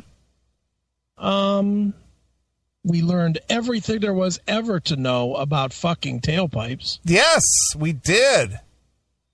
Fucking tailpipes in the grill of a Chevy van, and that's all right with me. We learned way too much about that. Sure we did. we learned that the new Metallica song is just a complete ripoff of other songs. Yeah, it's a complete ripoff of their back catalog. Yep, and Ministry. Right. I think that's about it. Yeah, isn't that enough? I think that's plenty. Sure. Well, we learned a lot tonight, so I hope you take that to heart and heed our words. Yeah, Cypriots.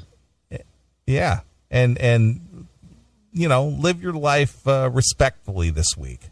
Yeah, okay. That's all I can ask of you. Yep. Be responsible CMSers, will you? Yeah, for God's sakes. Because, and buy a T-shirt from Neely. He needs the money. Right. I'm going to print up some kind of a new T-shirt that the CMS matters or something. CMS Lives Matter or something. Should. Why not? Rat Lives Matter. Rat Lives Matter. Should print those up, although we get sued. Sure. Yeah, because we would use RATT. And you know, Bobby loves to flex that fucking... He does. You want to dance? Yeah. I came to dance. Yeah, my lawyer's going to dance with me. Right. Fuck you. All right. Well, that's going to wrap up another show. We appreciate everybody who's tuned in and be a part of the show and put us over the 2 million mark and all that good stuff. So it's on to the next million. Yep. So jump on that wagon. Be on part of that CMS wagon. Yeah, man. Yeah. All right, well, let's get out of here. I'm going to leave you with a voicemail request. All right. I know we didn't play any Dokken tonight. What? Yes, we're going to end up with a Don Dokken tune. Damn it. We almost made it. We almost made it. Damn. But this is basically a voicemail request with a message to Bobby Blotzer. Oh, nice. That involves Dokken. Okay. So we're going to get out of here. We're going to leave you with Give It Up from Don Dokken's solo release, Up From the Ashes, and we'll be back next Saturday night. We will do this thing all over again. So until next Saturday, this is Neely along with my very good friend. Uhuru. And we're gone. Bye, kids. Hey, good evening. This is Serena from California, and I cannot believe the news that Bobby Blotzer keeps on putting new lineups for his fake rat. I think at this point it's pretty pointless and silly and desperate, and I think it looks pretty bad on him. I'm sorry, but it does. So for that reason, I want to listen in the Classic Metal Show, Give It Up by Dokken. Yeah, Bobby, what the hell is going on with you? Hail and kill. Hi, this is Don Dokken. You're tuned into the Classic Metal Show, the hardest rockin' show on the dial. Keep rockin' with Dokken. The Classic Metal Show. It is your Classic Metal Show right here on the ClassicMetalShow.com. That's a brand new Michael Sweet from his latest solo release called One-Sided War. The name of that tune there is called Bizarre. Cool. You like that new disc? I do. It's heavy. Yeah, it's heavy. It's good stuff, man. I was pleasantly surprised. Yeah. Well, Michael, I think that's his 7th solo release. And what does Stryper have, like 7? I think he's got as many solo releases as the band has. Who's better, Stryper or Michael Sweet? I like Michael Sweet. Yeah, Stryper's a little too soft. Yeah, they're too, they are, melodic rock and whatever, but Michael really does kick it into gear on this one. So, I've never been a big Stryper fan, I got to be honest with you, but I like Michael as a person. I did an interview with him, which ran on Inside the Studio on Uncontrolled Noise, and it's available over at Spreaker. So if you're what's that? I said, yep. Yep. So anyway, that is available now. Cool. Well, Chris, coming up, we've got a guest who basically heard us talk about his story here on the Classic Metal Show. All right. And he hit us up in an email, and he hit us up via the Facebook. Yep. And said, I'd like to come on the show. Yeah. And when I told you, that the potential of having this guest on, you were giddy with excitement. I was very surprised and happy to hear this one. Yeah. I think our fans are going to enjoy this. It's something that we covered a couple of times this summer. All right. And I'm excited about it. And he apparently is a metalhead. He's made it very clear to me that he's a metalhead. Very cool. And he likes what we do, I guess. Well, we'll find out, won't we? And he's got balls. So what he did this year proves that he is a metalhead, because I think what he did was pretty ballsy. That's awesome. And he's unapologetic. That's the good part of it. That's the good part about it. It's like, I'm not apologizing for anything, pal. Fuck you, pal. That's exactly it. So he's waiting in the wings. He actually picked this song, his intro song. Okay, awesome. And I said, I gave him the choice to pick a song, and he picked one. So he wants us to bring him in with something from Rob Halford's band Fight. Awesome. And from the War of Words release. He wants us to play Life in Black. Sweet. So we're going to play some Rob Halford from Fight, and we're going to bring this special guest on, and we're going to talk to him and find out what's going on. All right. All right, so here it is. This is Rob Halford with Fight with Life in Black, exclusively here on your Classic Metal Show. Hi, everybody. This is Rob Halford, the metal god from Judas Priest, on the one, the only, the Classic Metal Show. It is your Classic Metal Show right here on the ClassicMetalShow.com. That is Fight, featuring Rob Halford of Judas Priest fame, and I believe Rush Parrish of Steel Panther is playing on that as well. Do you know, Chris? He is. All right. Well, that song, Chris, was picked by our guest who's on the line with us. Okay. This guy has basically taken a beating in the media, good and bad. Right. And he's done something that could quite possibly be one of the biggest stories this summer. Yeah, it was a big story, no doubt about that. Yeah, it was covered by CNN, Fox News, that former comedian guy who got his show canceled. What is his name? Larry Wilmore. Okay. He parodied this thing. It's been covered on Newsweek and USA Today and just all over the place. So anyway, without further ado, I want to bring a guy on who had an idea, and it just spawned from there, and he's unapologetic. He thinks it's funny. He gets our humor. He is a metalhead. I want to welcome to the Classic Metal Show a guy who made Black Olives Matter, Rick Camuglia of Paisanos Restaurant in Albuquerque, New Mexico. Welcome to the Classic Metal Show, Rick. Good evening, Neely and Chris. It's good to have you on, Rick. Hey, I'm glad to be here. You're talking about Steel Panther. One of the songs I've been listening to lately is Eatin' Ain't Cheatin'. That's right, Eatin' Ain't Cheatin'. Yeah, that's a good one. Unless, of course, you're on a diet and you're eating at Paisanos. Hey, we have a lot of low-fat and low-carb stuff. So. Sure. Well, Rick, the Classic Metal Show, Chris and myself, obviously, we have been following, your story. You've made headlines all over the place. I mean, I don't need to tell you that. I mean, I'm sure you've done. How many interviews do you think you've done worldwide? Well, I've done a lot of local stuff on the radio, and then we've done a lot of national stuff on the radio. I don't know, 10 or 15 nationally, and then Fox News Business Channel on Risk and Reward. I did some live TV, but it really is crazy. When you just stop and think about where it started, which was a very, innocent posting on our front sign to try to sell some fresh tuna with a black olive tapenade, which was supposed to be taken literally. We're putting up there, Black Olives Matter, try our tapenade. And that's what we're talking about, black olives mattering, because the quality of the black olives we use in our tapenade. There's nothing else in our mind, but hey, that's cool. It kind of rhymes. It's got some significance with a group that's in the news all the time, and it sounds. Let's put that up there. That's cute.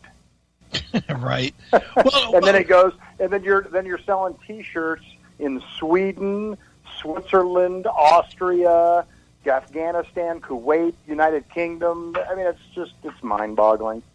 Sure. Now, Rick, talking about all the different interviews that you've done, especially the national stuff. The local stuff will always try to give it the local flavor. The national stuff, these cocksuckers are so good at trying to twist it and trying to make guys like you look bad. How much of that did you run into dealing with these guys? Well, a lot of it was online stuff. Okay, so I had a bunch of people calling me, "Hey, will you do an online interview with me?" A telephone interview that I could make a story and put it online. Mm-hmm. And a lot of these places, I had no idea who the hell they were. And it was you get a broad spectrum of fairness, and it was quite interesting to be on that side of the table too, because you always hear about media bias, and there is. And yeah, we had fair and accurate reporting, and then we had people who came to me with an agenda. They knew exactly what they were going to say. They just wanted to get me to talk to them. And I do have a story about that, when you get finished asking me. But yeah, we saw both ends. We saw both ends, and it was quite a lesson, to tell you the truth. For some of us in the restaurant, especially, who helped come up with this slogan. And the guy who helped come up with the slogan happens to be a Democrat.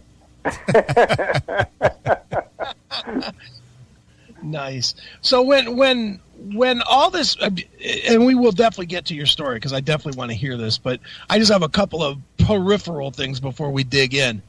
When this started and when it started getting all this attention and whatnot, were any of your employees harassed or scared or any of that? Because I got to imagine that, with the fervor that people have with the Black Lives Matter bullshit, that you guys took some threats. Well, first of all, I want to say, I'm glad you, briefed me on, there's no language barriers on your show. And, I've done a lot of interviews, and I've been very, politically correct with my language, even though my sign might not be, according to some. But I'm going to go to great lengths on your show to try not to fucking cuss. I'm not going to fucking say any bad stuff that could alienate me from your audience. But regardless of that, what was your question? Have you had employees sent scared or whatnot? Hell, I was scared. Okay. When we got the backlash and it was on Facebook, which we were astounded at because we never thought about anything but the literal thing that we put on the board, which was Black Olives Matter. And we were talking about olives, and we were talking about olives from day one, from minute one.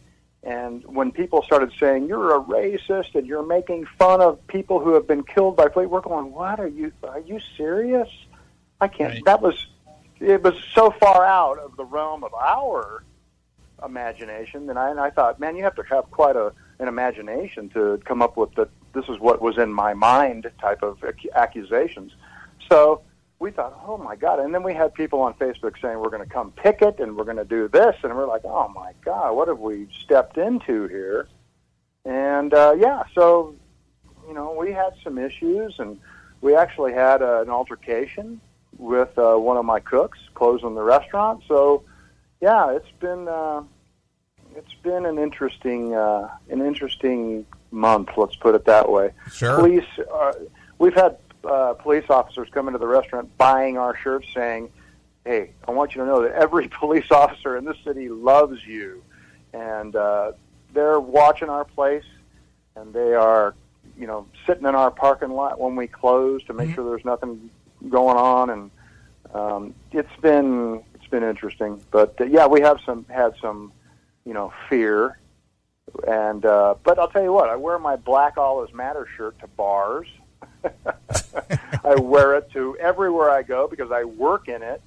And I think most of the intrepidation that you might have by wearing one is in your own mind, put on you by the media. I agree with that. I'm telling you right now, when you go out and wear this shirt, people, I'm telling you, I have not had one negative comment personally from anybody wearing my shirt. When I wear my shirt, I have more people yelling across parking lots, Black Olives Matter, walking, more people telling me, I love your shirt, where can I get it? And I wear it to bars and haven't had any issues whatsoever, So, it's just one of those things that I think is conjured up in your own mind. Yeah, everybody's affected by the stupid reporting by the mainstream media. Sure. Well, Rick, when was the first time that your story got national attention? At what point? Who was the first one that you were aware of that made this a national story? Well, we'll back up. I'll just give you a quick background how it took place. We're making an ahi tuna dish for our restaurant. We use our front sign to promote specials that we do on the weekend, and we're known for putting clever things on the front sign. And so my chef, we're going to do a black olive tapenade on a pan-seared piece of tuna. So he makes the ahi tuna tapenade, the black olive tapenade, and he's labeling it and putting it in a little reach-in, and he's writing on it. And he says, Black olives, and he's a sharp guy. Black Olives Matter on this piece of masking tape across the container. And he thinks it's cute, and he takes a picture of it, and he sends it to me in the office. And I thought, man, that's fantastic. I came back laughing my ass off, and I said, that's going on the front sign, man. We haven't had a new one for a while. That is quick. That's witty. We're going to put that on the front sign and say, try the tapenade.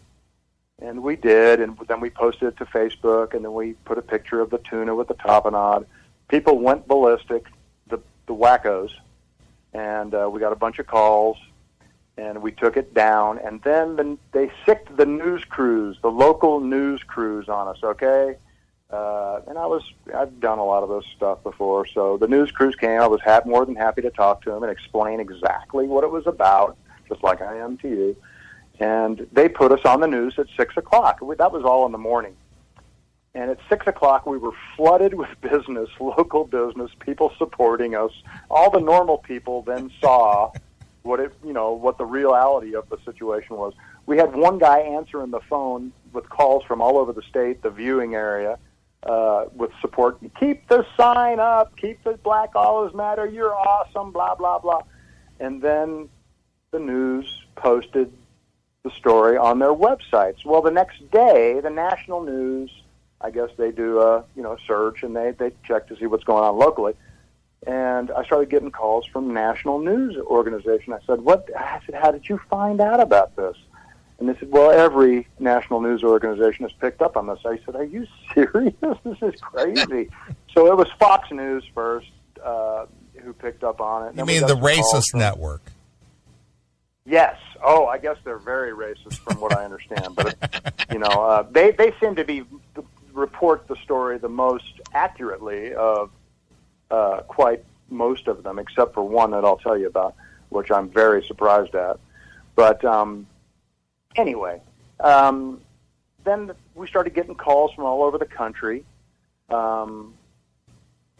supporting us, and you're awesome. Keep the sign up. Don't do that. And I'm thinking, and they're talking political to me. Don't bow down. You're mocking this group. And we're thinking, we weren't trying to mock a group. We were just trying to sell some tuna with a black olive relish. What are you talking about? So it wasn't in our mind that what we were doing was going to have a resonance, politically. And then we were getting calls from Barcelona, Spain, from France, from Australia, from New Zealand, people in Italy talking. It just got to be crazy. Edmonton, Alberta, and people asking us, "Hey, can we buy be tapenade with your label on it? Is it Black Olives Matter tapenade? I'm like, no, we don't. We're just making it for this tuna dish. Can we buy your marinara sauce? We're on your website, paisanosabq.com, by the way, where you can find the T-shirts. Can we buy your marinara sauce with the label? I want to show my friends. I got something from Paisanos. I said, man, it's a glass jar. We can't. How are we going to ship that to New Jersey? And so then we had local people coming in saying, hey, you have a T-shirt? Can we buy your... All we got is our bussers T-shirts, our uniforms. I'll buy one.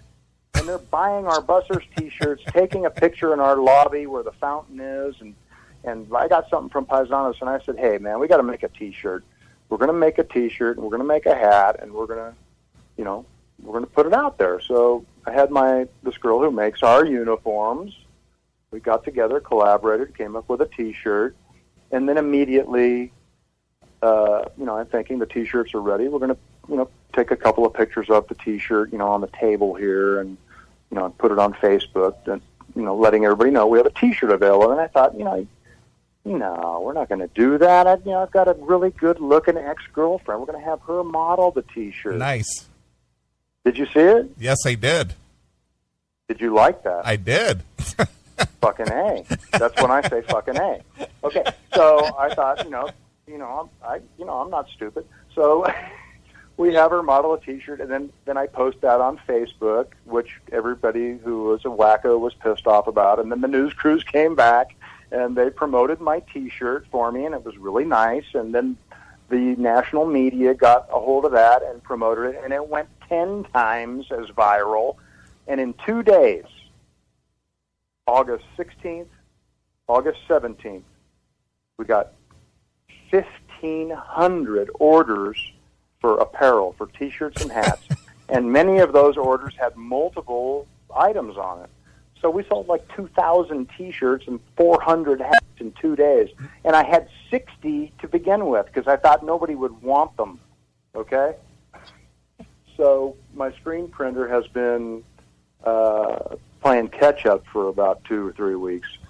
And that's basically the story. I shipped T-shirts today to Sweden, to Vienna, Austria, to Warsaw, Poland. It's a movement, man. It's not a T-shirt. It's not a Black Olives Matter. You know what I mean? It's more than the statement. It's some type of movement. Well, it's a backlash against PC, Rick. I know you're well aware of that. That's all it is. It's the Trumpism. That's what it is. It is, but do you think that I had that in my mind? No, I don't think so. No. The thing is that we been around for 20 years, and we've gotten into discussions that aren't necessarily, they're more topical than I would consider racist. But the thing is if you have light-colored skin, no matter what you say or do, you're a racist. So, we just accept that and go on about our business. Yeah, I mean, at first when you're not used to, Trump's being called a racist, from the beginning, so he's probably used to it at this point. But when someone hits you with that, you think, oh my God, that's not true. So you start getting pounded with these people who are saying that. And then all of a sudden you say, listen, I know what I am, and I know what was in my mind and heart when I put that on the sign. And so when these people say that, it just kind of rolls off my back like a mallard drake with a little, water off the duck's back at this point. So it doesn't bother me at all at this point. Well, both Chris and I want to congratulate you on not backing down and not being apologetic for it. I'll let Chris take over from there. That's the biggest thing of all of it is, you know what? Every other guy that's been targeted for whatever dumb reason, like this would be, and I'll just say it. I mean, look, it's great. I personally am happy as could be for you that you're selling a shit ton of this stuff, and that people are buying it, and that people are definitely, let's be honest, they're buying it to double middle finger the establishment. That's what they're doing. They're basically saying, "Fuck you! I'm wearing this shirt," and good for you doing it. And you know what? No one would do it at all if the minute that this came out and the news came up, you'd have been like, you know what? We really didn't want to offend anybody. We're so sorry. We're going to donate tuna fish to homeless black guys now or something. Right. You know, I mean, it could have gone so bad, but bravo to you, sir, for not apologizing and telling them flat out, this is what I'm doing and I'm not taking it down, so fuck off. Well, I appreciate it, and that's basically what it was, because no one's going to tell me what I meant. I know what I meant, and if you're going to tell me what I meant, go screw yourself. Basically, that's my attitude on it. So, hey, easy with the language there, Rick. Come on. Hey, I'm trying to be calm, but no, you know where I'm coming from. I mean, it's quite a strange situation to be in, when the national eye is upon you for something that you did, it was just like benign as far as we were concerned.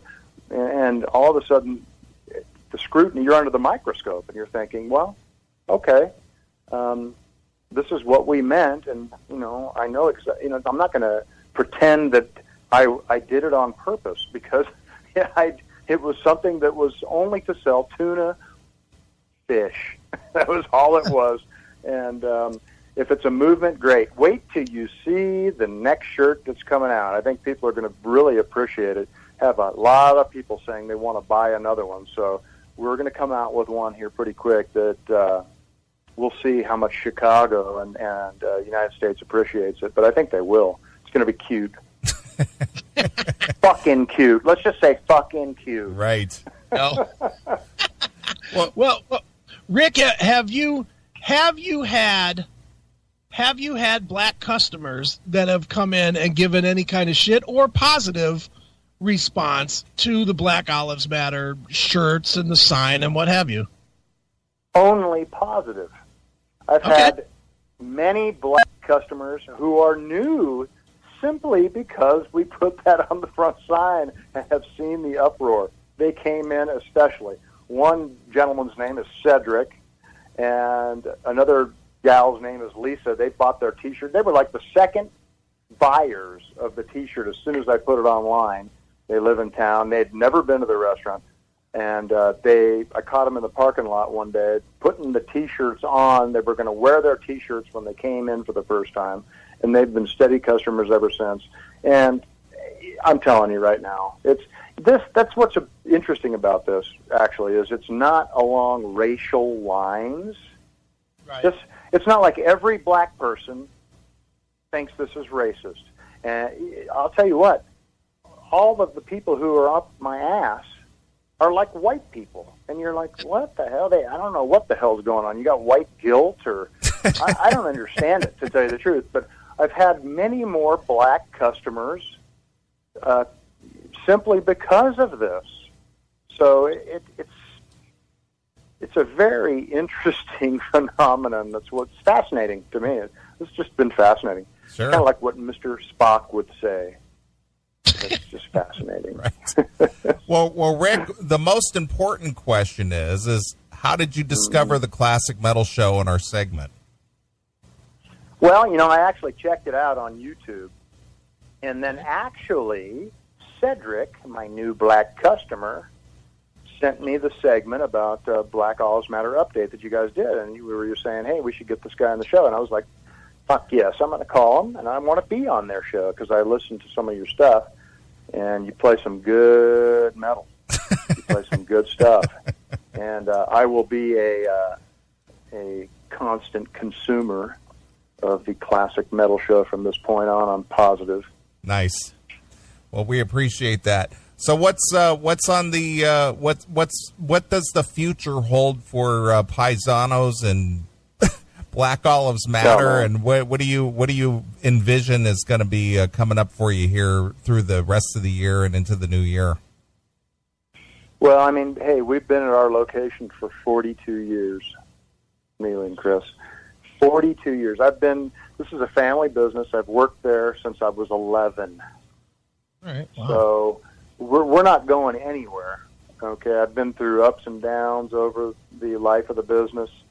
This is quite an up. I mean, we had obviously our best month in the restaurant last month simply because of this. I mean, we're reaching customers who lived in Albuquerque and New Mexico all their lives who have never been in.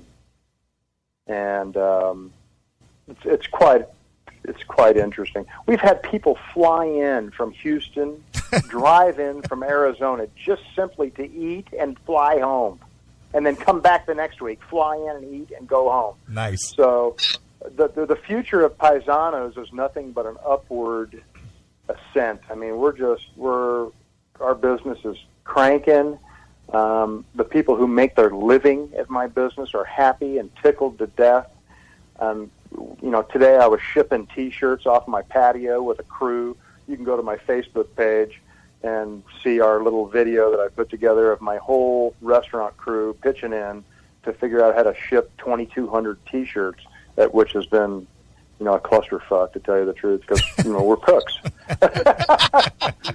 It's quite funny to see a bunch of dishwashers, cooks, managers, and owners try to figure out how to stuff T-shirts in envelopes, then put the right label and put the right amount of T-shirts in there. That's been a big problem.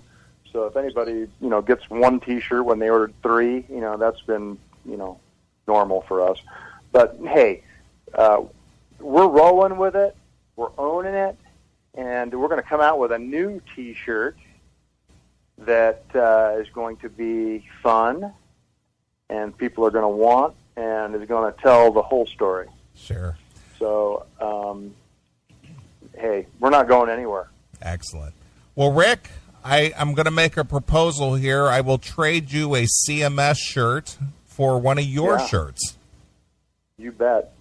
You just tell me what sizes and send me some shipping information, and it's yours. All right. Well, I'll send you a Classic Metal Show shirt, a highly coveted shirt among the CMSers out there. Right on. I might have to give you a little metal screen. Nice. For that, like a David Lee Roth screen. Excellent. All right. Perfect.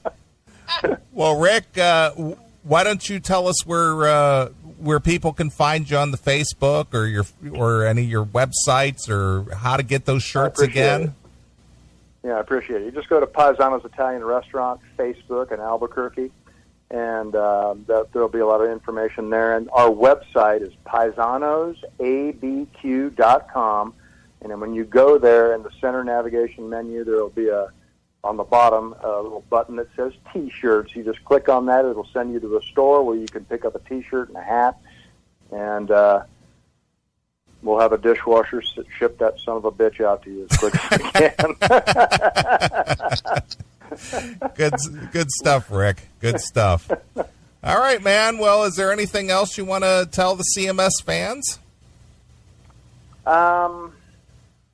You could see the Dio horns that I'm holding up in both hands right now. Nice. That would say it all. All right. Well, what do you think? We should close out with some Dio, perhaps. Do it. Anything? How about, let's see. Oh, man, I love Dio. Dio is one of my favorites. There's a lot of stuff off of the Strange Highways album that's kind of an album that was on the back burner that people really didn't appreciate, but there's some unbelievable playing on that album. I don't know if you guys have visited it lately, but pick something off of that album, like Give Her the Gun. Okay, we'll do it.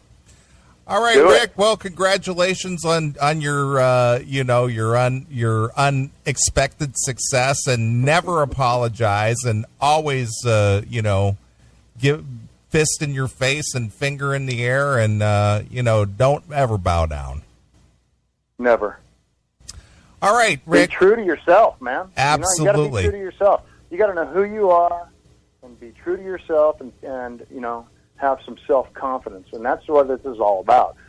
If people are bowing down, they're in fear of a minority. It's a minority of people who are vocal, when there's a silent majority who I think I've awakened.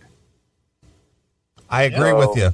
I agree. I'll tell you right now, man, you just have to just be true to yourself and go with it. And tear it up. Excellent. All right, guys and gals, go over there to their Facebook over there at Paisanos in Albuquerque. Go pick yourself up a Black Olives Matter T-shirt and a hat and all that good stuff. And we'll keep in touch, Rick. We'll get another update from you in a couple of months and see what's going on. 10-4. All right. Well, here it is. This is for Rick. This is Dio with Give Her the Gun, exclusively here on your Classic Metal Show. Hi, I'm Ronnie James Dio, and you're listening to the Classic Metal Show with Neely. Here are two guys that think Down syndrome children were put on Earth to give them a good laugh. Chris and Neely and the Classic Metal Show.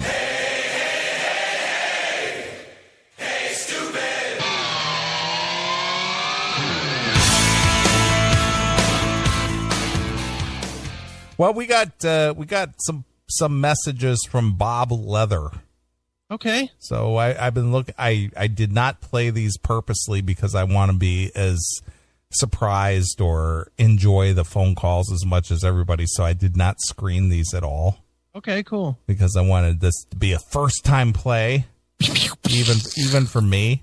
Wow. Because I like this the element of surprise. Okay. Awesome. Right. So let's check in with Bob Leather. All right.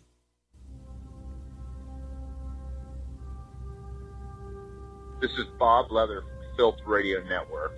When Neely's not busy sucking Don Dawkins' dick, Chris isn't talking about that stupid fucking goddamn pinball museum for the 100th time, you can listen to me, Bob Leather.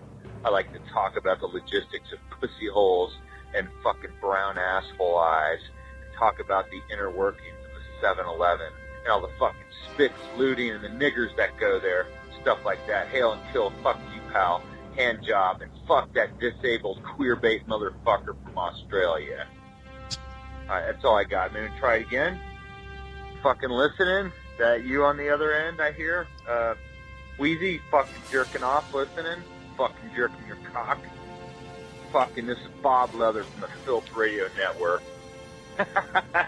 When Neely's not busy jerking his cock, his picture disc of Don Dawkins, and Chris isn't fucking tinkering with that stupid fucking museum, you might get to hear Bob Leather talk about asshole logistics and the inner workings of a cunt hole. Thick Latinas, twisted pussy lips that are all fucked up, and maybe I'll comment on that ass wipe from Australia. Fuck Tim James. Hail and pal, fuck you. Alright, fuck you, nigger. What an intro. I love the whole hail and pal. Hail and pal. Hail and pal. All right, well, this came in last week. I missed it, so we're going to do it this week. All right, cool. So let's check this out. Hey, it's Friday afternoon. It's 12:31. It's 77 degrees here. It's a little bit cloudy. I got an idea for a shirt. I don't agree with it, but I think it could sell. The shirt would simply say, "Just because I'm Spanish doesn't mean I'm bad." And I would follow that up with, "Yes, you are. And you might be a fucking asshole, too." And here's another shirt tip for you, another idea. Just because I'm Spanish doesn't mean I know how to use the U.S. Postal Service. Never get behind a fucking wetback in there, and she's about 5'1", an old cunt that can't speak English, and she just now realized she needs to have a fucking box for her shit. Her fucking shit she's mailing back to Puerto fucking Rico or wherever she's from. Mail that fucking Tim James an international air bill with a sack of AIDS. Fucking Australia. Sack of AIDS. A sack of AIDS. All right. Wow. All right. Have you ever had this experience with a quote-unquote wetback at the post office? Well, I've had old people at the post office that want to pick out their stamps. Yeah. I can't say that I've experienced this. They can't just go in there and get a sheet of stamps or a book of stamps. They want to see every one of them. Oh, that is really fucking annoying. It's just like, Well, and when I get up there, and I rarely buy stamps because I do everything over the internet. Sure. But I just keep a book just in case I need to mail something. Mm-hmm. Go up there.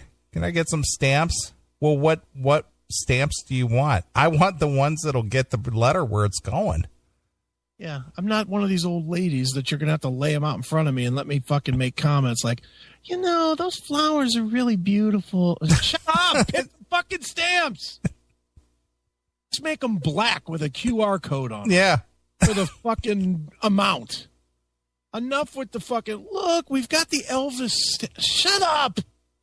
That's why I go to that little kiosk machine now and just buy them out of there. Yeah, I don't blame you. I hate going to the post office. Me and too. You know who ruined it for me? Don fucking Doc. When you mailed out all those CDs. When we sold Solitary, and we sold 5,000 some copies of Solitary, and every day I was mailing 500-600 CDs. Jesus fucking Christ. I would walk in and I would just hear all the people bitching and moaning that they had to wait behind me with the box. And I was like, hey, fuck you. That was really my answer. It's like, fuck you. I waited behind your fucking grandmother. Right. Fuck off. Stupid dicks. Nice. All right. Here's the rest of I hate the fucking post office. Me too. I hate going there. What do you hate worse? The post office or the grocery store? The post office. Really? Because I go to the grocery store once a week. All right. The post office or Walmart? See, I won't even go into a Walmart, so it's Walmart. Wow. Yeah. We're in the post office. But no. I mean, you could go to, do they still have those mailbox places, or is that gone now? Well, UPS and FedEx have collaborated with the United States Post Office. Right. So you could actually go to one of those places if you wanted to. But you still do the post office? Because they're both like almost side by side. Okay. Yeah, I'm with you. I'm neither one is desirable to me. Mm-mm. Jesus fucking Christ, dude! I had to go into Walmart last week because I was buying a crock pot. I'm surprised you didn't just buy that from Amazon. Yeah, I needed one that day. Oh, okay, that's a little different. Yeah, I was one of those that I had.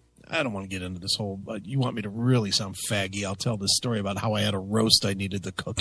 But fucking bottom line was I needed a fucking crock pot. So I went to buy a crock pot and I'm in the Walmart and I couldn't have been more miserable dealing with all these. See, I won't even step foot in a Walmart. I get in the line to check out. First of all, if anybody's been in, everything's now a super Walmart, a maxi Walmart, or whatever they're fucking called now. Mm-hmm. There's 400 lanes to check out, right? And no matter when you go, and I've been at all different times of the day, there's like 3 of them open. Yeah. So why do they have 4,000? I mean, during Christmas time, they don't open them all. They're never fucking open. So why are they there? So, of course, I get behind fucking Shaniqua that's working the register. Sure. And it wasn't Shaniqua, but it was Shaniqua's great-grandmother. Sure. Moniqua. And Moniqua couldn't have been more slow if she took 2 fistfuls of Downers and washed it down with a big glass of warm milk. She was fucking, I literally was only like 2 people behind in line. And by the time I got up to pay, 25 fucking minutes. I was ready to kill her. And then she wants to have a conversation with me. Of course. So, what are you going to be cooking with this crock? And I told her, because I'm trying to move the thing along here. So I'm talking to her while she's running the register or whatever. Then she tells me, you can't swipe your credit card. You have to put it in the fucking insert thing. Like now there's like the bottom insert thing. Mm-hmm. And I told her, I said, no, that's for the newer cards with the square on it. No, you need to put your fucking card here, not swipe. She didn't say you put your fucking She card. didn't say fucking. She told me to fucking put the credit card in the slot thing underneath it instead of swiping the card. Right. And I told her, I said, I don't have that kind of a card. I have a swipe card. I used to sell this shit. I know a little about this business. No, you have to put it. And of course, I put the card in there. And I'm like, okay, I'll swipe it now. No, you got to try it again. Turn the card over. Turn the card over. Should I swipe it now? No. Flips the fucking light to where it's blinking. 10 fucking minutes go by. I'm standing here with this fucking crock pot. Pissed off as all get out. Lady comes over, looks at my card, fucking says, oh yeah, you got to swipe these kind. I wanted to fucking kick Moniqua's old ass fucking down 2 flights of steps. Oh, I was pissed. I stood there listening to this fucking dumb old lady. Oh, fucking annoying. And it just reminded me how much I hate fucking Walmart. That's why I don't go. And next time I better be more prepared. Right. Amazon or Jet. I should have just said, you know what? Fuck you. I'm not going to have the food I promised. Right. That's really what I should have done. But it is what it is. Hail and Kill Caller, you're on the air. Hey, it's Scotty from the Commonwealth. What's up, Scotty? Listen, nothing, and I do mean motherfucking nothing, is worse than going to the fucking Department of Motor Vehicles.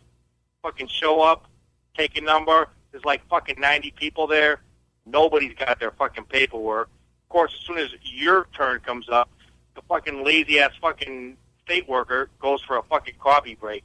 I swear to fucking Christ, I'd rather get a fucking root canal than go to the fucking Department of Motor Vehicle. I'm not even fucking lying about that. That has got to be the absolute fucking worst. Well, that's why I renew online. That is a bad one. Anyway, that's all I got for tonight. And, hey, I was on topic. You were. I was on topic, so I'm not going to get ass raped tonight. So thank you, sir. All right. Hey, hail and kill. Fuck you, pal. And what was the last one? Hand job. Hand job. Later, guys. All right, there. Somebody on topic. Dude, let me tell you my motor vehicle story of the last 2 weeks. Did I tell this story about my son? You did not. So my son had to go to get his driver's license, which is a whole fucking long story that I won't get into. At 24 years old, he's finally driving? 23. 23 and no. Only after 7 years of being eligible. Yeah, well, I didn't need it. Yeah, sure. So we're at this fucking license bureau, and we went a month ago. This is in Pittsburgh. Go a month ago, he fails the test. He hits a fucking cone. So they tell us, come back in a month. So, you've seen this before. A million years ago, you took the test. And, they have certain documents. They look at your insurance and your fucking vehicle registration and blah, blah, blah, right? Before they let you take the test. Sure. So I took the paperwork off of Zach and I stuck it in the glove box because we had to wait another month for him to take the test again. We go back a month later to take the fucking test. He has to present a paper to the guy that says that he failed the test before. Otherwise he has to get another temps or whatever. So we present this with the same paperwork that we had the first time to take the test. Guy looks at it. We had to wait. Now, to be clear, we go into this DMV, and I am right with Scotty on this. I was so fucking pissed. We go in. Zach gets a number. He's number 58. They're on number 31. I'm like, son of a fucking bitch. 27. We sit there and sit there and sit there and sit there. They finally call his number. He goes up to the desk. They go, no, you're supposed to be at the other desk. Go get a blue number. So then we go back to the other desk. gets a fucking blue number. We sit and we sit and we sit. They finally call him up. They call him up. They look at his paper. They look through the paperwork. We can't test you. You don't have a valid vehicle registration. And I fucking lost my goddamn mind. And I went up to the guy and I told him, I said, you took the test from him a month ago with this paperwork right here. You're pulling it out of the plastic that you put it in last month. Right. Oh, no, we must have seen it last month. And I told him, I said, I put the shit in the glove box. We didn't move it. And he's like, well, we can't tell if it's a valid vehicle registration. And that's when I started fucking lipping off to the guys. Like, and you guys that work for the fucking Department of Motor Vehicles can't go run my plate to see if it's legitimate? And he's like, don't be getting loud in here, sir. Don't get indignant with us, sir. My answer was, you know what? Fuck you. And I walked out. And that's literally what I said. I was fucking fuming because now it's yet another. Because then I can't just come back. I had to come all the way back to Ohio to get the fucking registration. Sure. Couldn't even go next door and, buy another one for $20 because I was in another state. So I had to come back to Ohio, which meant that Zach had to make another appointment for a month fucking later. Mm-hmm. So now I think next week or something we go again. God knows if he hits a cone, I swear. You say, don't you fail this time. I will throw him off a cliff. That way he doesn't need to drive. Oh, just fucking annoying as shit. But, yeah, DMV sucks a fat cock. All right. Well, let's get back to Bob Leather. All right, let's go to Bob. All right, 77 degrees here. It's 12:40 now. I got another idea for a T-shirt. I got cut off. I had to go through this fucking Spanish McDonald's drive-thru. A quarter pounder with cheese, fill my fucking gut, and some fries. Give you a report on that. Let me tell you my T-shirt idea, though. Well, I'd rather listen to John Cougar Mellencamp than interact with a Puerto Rican. One. Another one. Here's a good for a T-shirt. It's kind of like a bar joke. You're sitting on a bar stool in a white bar. How do you end racism? Simple answer. Kill the niggers. What? Oh, my God. I did like the John Cougar Mellencamp thing, since no one's called him John Cougar Mellencamp in like 40 years. Right. That was a bit over the top there. Do you think if they killed all the quote-unquote niggers, as Bob put it, that racism would really end? I think it would put a big dent in it. Don't you think people would just switch to something else? Yeah, that's what I'm saying. I'm thinking it would put a dent in it. I mean, Bob clearly would switch to Puerto Ricans. True. I mean, he's got good hate for them. Sure. You're fucking walking down the street and someone sees a shirt that just says "and Spix" on the back. That sounds pretty cool to me. Anyway, McDonald's update. Shouldn't be eating this fucking garbage, but since I work in a spick part of town, that's all they got is fucking fast food shit places. And fucking Burger King with smoke coming out of the top of it. And I fucking make burnt Whoppers and shit, and sitting in Denny's parking lot right now.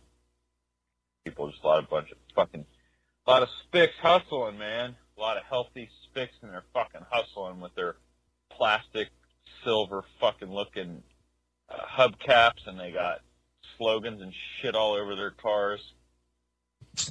So anyway, I go to a fucking spick McDonald's, and I managed to get out my order. They understand it, and a quarter pounder of cheese. It's lukewarm. Overall, if I'd have to give it a grade, it's probably a 5. It tastes like shit. Bob Leather, Trump voter. Oh, yeah. Kidding me? Once he said he wanted to build a wall, Bob was like, fucking, how do I vote twice? Right. Bob Leather, Trump supporter. I'm sure. Mm-hmm.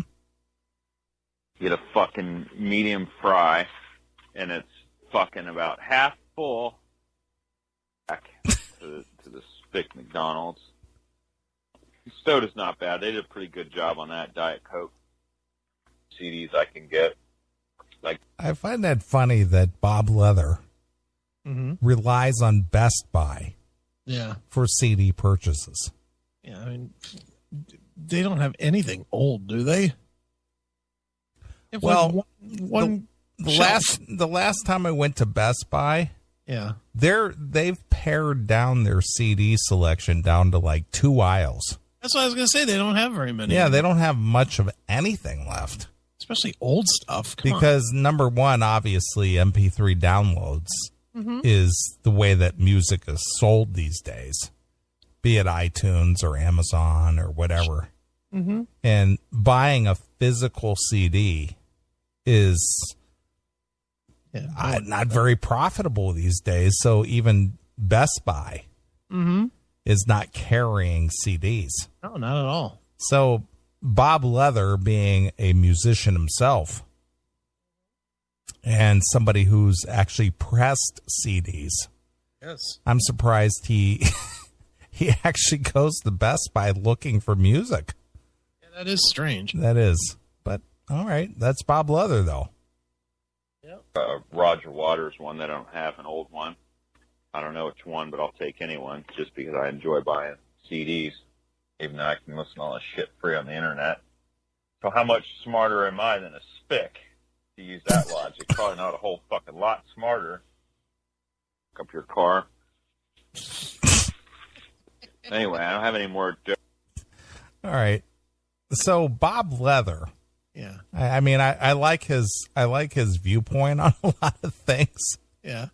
Because he makes me laugh. Mm-hmm. But I'm surprised he's still doing the old school thing. I mean, you can buy CDs offline. Yeah, off Amazon or something. Yeah, you can actually get the physical CD, and I understand the instant gratification of going into a store and buying one. Right. But the selection is like next to nothing these days. Yeah, there's nowhere good to buy, hard rock and metal at all. Other than online. There's no other place. But Bob still goes to Best Buy and checks it out. Oh, good for Bob. All right. Well, there's more. All right. All right, it's 12:44. It's 77 degrees still. I think the sun's coming out a little bit. Might get some weather here later. Some weather? I saw a girl. We might get some weather here. What's it doing there? What is it now? 77 degrees. Gray with no nothing? Yeah. He said we might get some weather here. Okay. Does that mean rain? I'm not really sure. You got to wonder where Bob is from originally. Because, he's living in Florida. Yeah. Orlando. Mm-hmm. And he seems to have a real issue with the influx of, Spanish people. Yeah. And you would think if he was born and raised there, he'd be used to it. That's my point. Right. All right. Well, let's finish up Bob Leather's phone call and get out of here. Yeah, no shit. No more calls. All right. No more calls. All right. Here we go. The other day, semi-construction at the big theme park here, and she was bent over maybe like 6%. She bent over, 6%. 6%? I always like the way that he analyzes a percentage or a number. It's like, well, she invited me to her office for a meeting at 3:29. Right. 6%.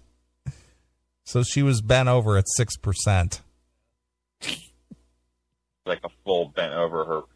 She'd be at, what would that be, like 45, 90-degree angle. If she's bent over a little more, like touching her shoes. She just bent over about 6%. I realized that her pussy opened. I was thinking how much pussies open during the day. They open up. Did you know that? I didn't know. I was not aware. I haven't studied the opening of the pussy during the day. Yeah, it's kind of like a flower. Yeah. It opens up during the day. All day.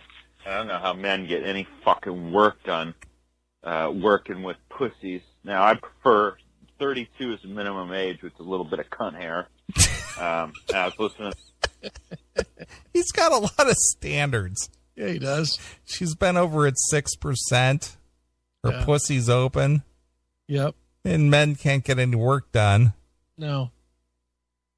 The way that he thinks, I still am amazed at how he analyzes this stuff. He does break it down. He does. Show a few weeks back when Chris's friend, the friend who has a pussy and cunt hair, hosted with him. Is he talking about Stephanie? I think he's talking about Stephanie. Does she have cunt hair? Oh, the way it's explained to me, she's got a fucking bush. Big bush. Really? Yeah. Somehow, I don't know Stephanie that well, but somehow I never imagined her to be a big bush girl. That's what John likes. Ugh, yuck. That's fucking disgusting. Yeah. It's like fucking going up in Rerun's head. Yeah. There's a 70s throwback Rerun. Wow. First thing jumped in my mind. I'm punchy now. About Guns N' Roses. And then I saw that fucking shit storm. That fucking bullshit. Fuck. Fat fucking rich millionaire. Fucking gay.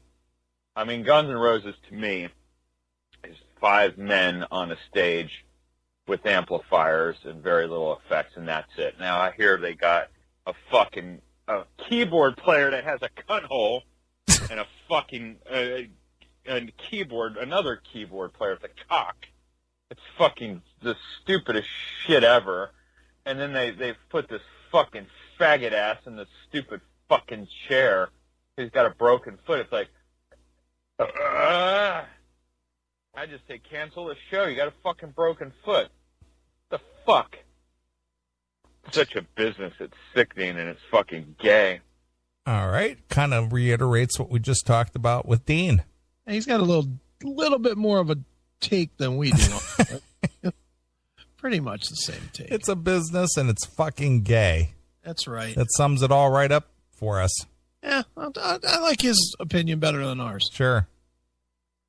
See him fucking singing Night Train from a fucking chair or whatever. It's like, god damn, how many more times can men hear these Guns N' Roses songs from one? They put out one fucking good album. I mean, I don't ever need to hear. I'm fine if I don't have to hear Guns N' Roses ever again.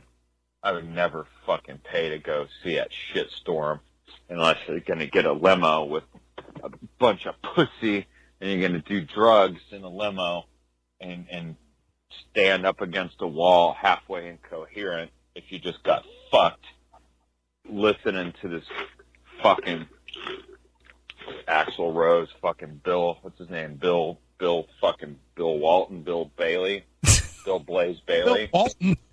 Bill Walton, Bill Blaze Bailey. Bill Blaze Bailey. Bill Blaze Bailey. Nice. Well, he's in your camp, Chris. He won't pay a dime to go see that. I'm with him. Him and I'll stay home together. It's just fucking bullshit, man. I've seen reviews and people, yeah, he can still sing. Oh, I hope he can fucking sing for 170 All right. Well, he's in your camp there, Chris. Good. He's right. He'd better be able to sing for $150. Yeah, he's right. All right. And we're in one last segment here. All right. That fucking voicemail, and you get that fixed yet in like fucking a year, 6 months. 12:48, it's 77 degrees here still. So, yes, if I'm going to pay, or anyone's going to pay $100 or more to see this fucking shit storm of a gay band play, yeah, I hope the shit storm of a gay band. That's one way to put it. Now, I saw when Van Halen was touring, And Dave was up to his antics and horrible. I saw tickets on Groupon for $20. So if he can't sing for $20, I can live with that. I can live with hearing, all the other men. They sounded good. Alex Van Halen's snare drum sound, I always like that. $20 I can live, but I just saw a lot of people making a big deal out of Guns N' Roses and how good they were. I mean, what the fuck, man? What the fucking hell? I wonder if Chris's friend with the cunt hole and a little bit of cunt hair, she's going to go see Guns N' Roses. I think she said she wouldn't, and then he gave her a bunch of options, and then she finally said she would. She got her fucking, I wonder if her cunt's going to bleed, her fucking bread cunt. She's going to have a fucking limo ride or ride in a cheap car. I like the fact that he keys in on everything that you guys discussed. I know, it's funny. So will she go for a limo ride or will she go to the show in a cheap car? I'm thinking cheap car. A cheap car. See, everything comes back to the dollar.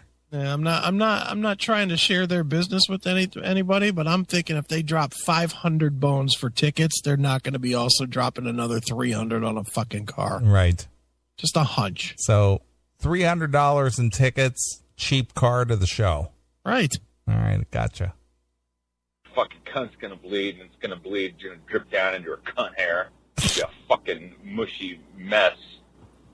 It's going to be a fucking stank mess at the end of Guns N' Roses, but she's going to see Guns N' Roses. Axel's fucking gay as hell. I still don't know what his name is. Maybe you can look that up, Neil. Bill Bailey. I want to say Bailey or something. Bill. Yeah, that's his fucking name. I don't give a shit. I don't ever want to hear Guns N' Roses again. I don't fucking care if he could sing. It's fucking gay. Something else. I tell you, I wouldn't want to listen to that new fucking Dream Theater CD. I got suckered out of that. Fucking He's in your camp. Bob and I have very similar tastes. If Bob would just listen to the show, he would have known to steer clear of that. Yeah, because I think I definitely said that thing stinks. Yeah, you were very clear on that. Yeah, that is not good. $16.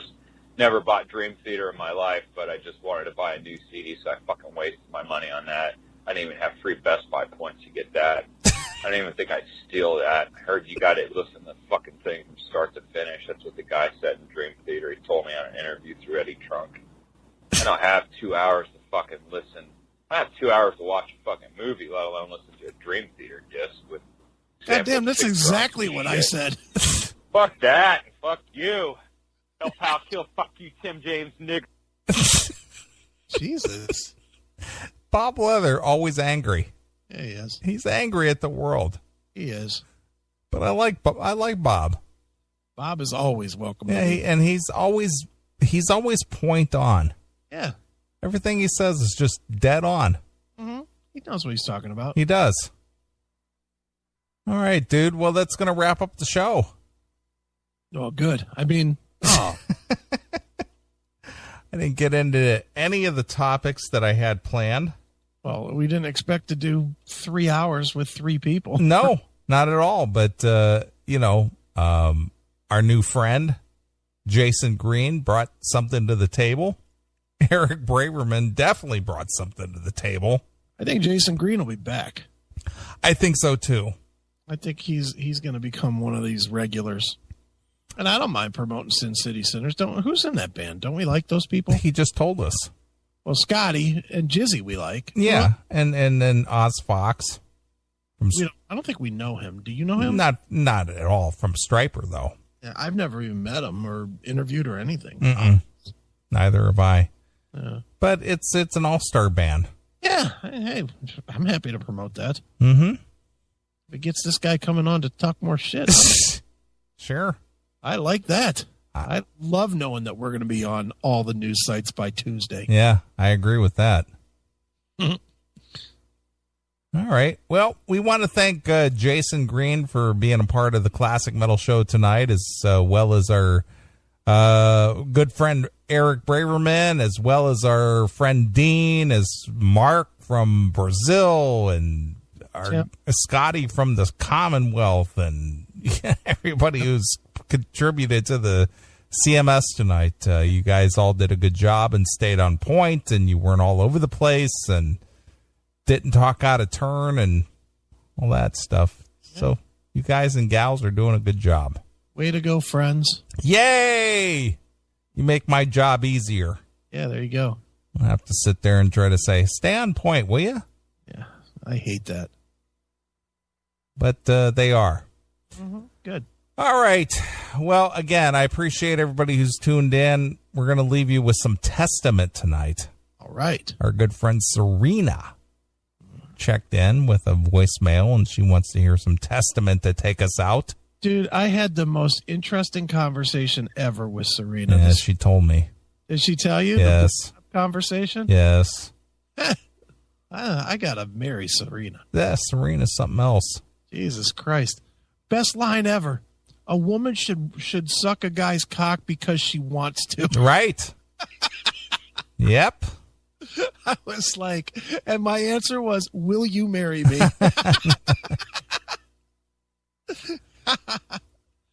Yeah, I like Serena. She's got the right attitude. She does have the right attitude. I do like that. Sure. And she's a cocksucker. I like that too. Sure.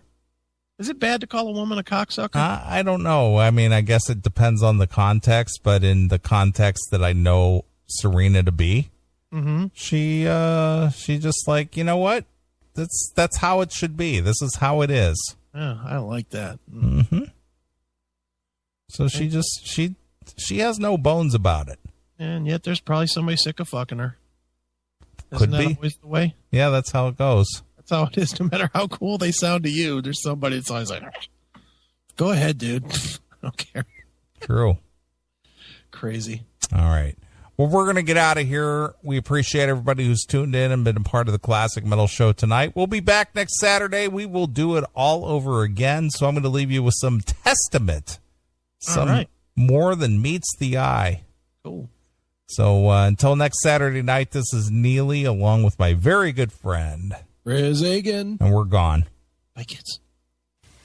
Good evening, bad boys and gals. I hope everybody's having a great time. I'm surely having a great time, especially thanks to people like Eric Braverman. Wow, talking about a never-ending river of crazy jokes and thoughts, plus the fresh energy he has to himself. Pretty interesting and entertaining. And talking about entertainment, I really enjoyed last week's The Girlfriend Experience. That was very interesting. And the weeks before, The Delusional Nature of Women, those two are very interesting. And I do believe couples should get together and listen to those two segments. Because even though you might not really agree 100%, it kind of brings points that couples should talk about, about what a man wants and what a woman wants. Very interesting. But keeping up with the music, I'm going to request Testament's More Than Meets the Eye. Very good song. Great lyrics and crazy solo. Yeah. Keep up with the great job. I love the Classic Metal Show. It's not a surprise, but just time after time and week after week, this girl is pleased and entertained. Thank you. Hey, this is Chuck Billy from Testament, right here on the Classic Metal Show. Listen, yeah! The Classic Metal Show. All right. Well, I'm going to bring something to the table that I think everybody and their brother enjoys. All right. It's a segment here that has caught fire and caught the interest in on the show over the last 8 months or so. Okay. Guess who's back? Who? Jennifer? No. Bob Leather? Well, if Bob Leather were back, we'd be playing his audio. Oh, okay. Who? It's a news story that seems to catch the attention of most people. Not the Bay Boys. The Bay Boys are back.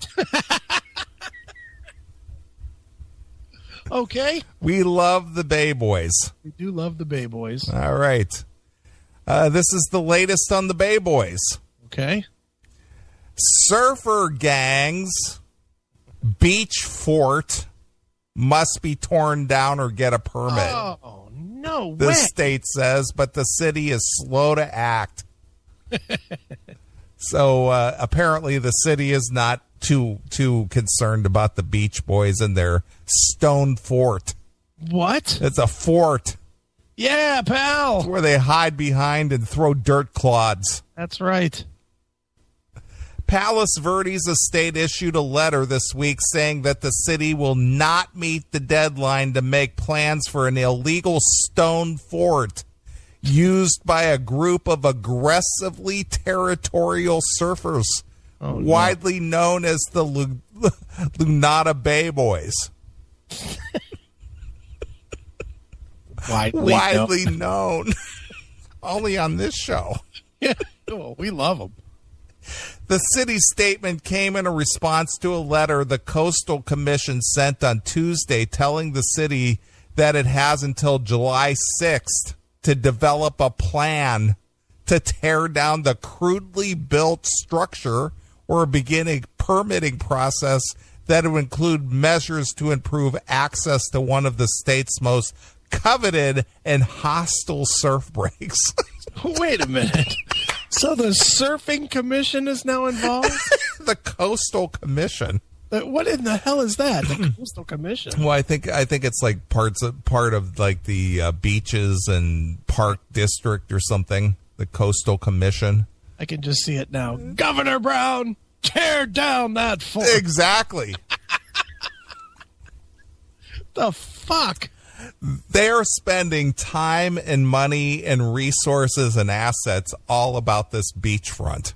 A bunch of fucking degenerate beach guys. I like the fact that they refer to them as a group of aggressively territorial surfers. Are they not calling them a gang? Is that why? Are they not a surfer gang? I guess they're a gang. Or are they? They're not calling them a gang. Well, not in this story. Domo, put that sunscreen down now. Coastal Commission enforcement officer. That's a job? That's a job. Coastal Commission enforcement officer. Right. Get off that beach! A year do you think that fucking guy has work? Stop throwing those dirt clubs, God damn it! I mean, honestly, do you think this guy has 10 tasks a year to do? No. Cannot have anything to do. What was his title? Coastal Commission enforcement officer. Get the fuck out of here. Jordan Sanchez. Hey, get out of that water. I think I saw a shark. Stop feeding those seagulls. Quit it. Let go of that big sea turtle. Now. What the fuck? Don't be walking on the beach. The grunion are running there right now. Hey, let me measure that surfboard. It might be outside of regulation. Yeah. Who said you could put that beach chair on our beach? Right. Is that SPF 25? Get that shit out of here. What the fuck? Coastal Commission enforcement officer Jordan Sanchez wrote that it is unlikely that he would be able to approve a permit for the fort because it's located on public land. But he said a smaller structure might be possible if the city takes steps to improve public access. Public access to what? This private building? Yes. Well, it's on the beach. It's on state property. It's a place where these fucking douchebags go to drink beer, isn't it? Yeah, they surf and they hang out and drink beer and barbecue or whatever the hell. Correct me if I'm wrong on this. More than likely, they surf right in front of this thing. This thing is built like up on the beach. Yeah, it's a stone fort. Yeah, and then they run down the beach with their surfboard and go and surf. Right. And then they come back, bring their boards up, probably jam their board in the sand, and fucking sit back and drink some beer. Right. Sit in their little stone fort. Yeah. Barbecue, maybe. Yeah. Yeah, I can see why this is a problem. It's a problem. Jesus Christ. The city, he said, should take made, let's see, should, this is written poorly. The city, he said, should make a plan that clearly identifies through signage at major streets at the coastline and on trail maps the structure as a public amenity and open to all. So this all boils down to the whole inclusiveness. Right. This isn't an exclusive fort or a clubhouse for these guys. This is for everyone. Yeah, no, it's not. Did they build it? Yeah, but it's on public property, though. Yeah, but they built it. Yeah, but the thing is, see, this is just a way of trying to backdoor this thing to say you can't keep people off this beach. Because this is what the whole issue is. It's that they don't want outsiders. I don't know if you remember back in the 80s, a lot of people, people who lived along the coastline, they would wear or put signs that says locals only. Right, sure. Because they didn't want interlopers or tourists coming in there. Mm-hmm. So it would say locals only. Right. Well, that's what this boils down to, is to trying to break that locals only code. Right. Saying that it's public signage that says this way to the beach. You know what I mean? This is a way that they can combat this without actually having to pursue these people personally. Right. That's what this all boils down to. No, I get it. It's poor. It's pathetic, but I get it. It is. It's pathetic. They can't address this problem head on because it's too hard to pin down. Can't they just send a couple cops and arrest these guys? Well, but the thing. Well, see, that's the thing. That the previous stories we read is that they did send various law enforcement people out there. Yeah, and they weren't able to really catch anybody in the activity, and they can't stake somebody out there all day long to see if they're up to no good. Right, I guess. So what they're trying to do is they're trying to pass an ordinance that says, hey, everybody's allowed out here and we don't need a cop to monitor this activity all day long. My problem with that statement, though, is that you just said they have a guy that's his job. But he can't be there all day long and monitor that activity. Why? Well, he's got other seagulls and other coastline portions. Yeah, he has nothing else to do. He's the fucking coast watcher guy. Right. He can fucking sit there all day. I know, but see, this is what they're trying to do, is they're trying to make this to where there is actually a rule that could be broken to where somebody could be prosecuted. I get That's what they're boiling down to. Fucking bullshit. I agree. So if they have this stone fort out there and it's regulated by the city and they chase somebody off from using it or hanging out there or whatever, then there's a law that's being broken. Okay. But right now that fort is not regulated or permitted or anything. Mm-hmm. So if somebody chased you off from there, they can't claim it. It's city domain. Right. You follow what I'm saying? Yeah. So they're just tightening up the rules is what they're trying to do. I get it. And then you're going to have the one asshole that tries to infiltrate it and gets his ass beat. Yeah, but then they can say, well, this is public domain. They can have access to this. And now you're arrested for whatever. Right, for assault or whatever. Yeah, exactly. So that's what this is what this is leading to. The city manager, Anton Duerbich, Dahlerbruch. What a name. Yeah, guilty. Yeah. Instead promised only a beach cleanup and said he hoped to develop a preliminary plan for the fort by September. Jeez. September. That's a long time. A plan. We're in June. Got June, July, August, September. So he's taken 4 months to figure out what to do here. You know what, Demon? I never needed to see that photo ever. Is that the Bay Boys? Without their drawers. Right? Yikes. Yeah. Really didn't need to see that. Right. Surprised that dog isn't attacking those sausages. Jesus Christ. Right. 7 months after the Coastal Commission first raised the issue and 2 months past the state's deadline. Right. Jeez. You know, naked men are just disturbing. Yeah, I know. I'm sorry, but as a guy, naked guys are just disgusting. Right. Ugh.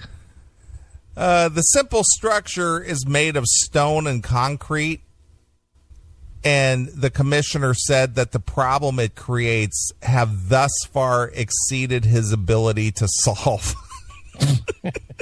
The problem it creates. Yeah. It's a little stone structure on a beach. Right. How big of a hurdle is that? Probably not huge. The complexity of the situation has presented in no easy or immediate answer, he wrote. I mean, the complexity.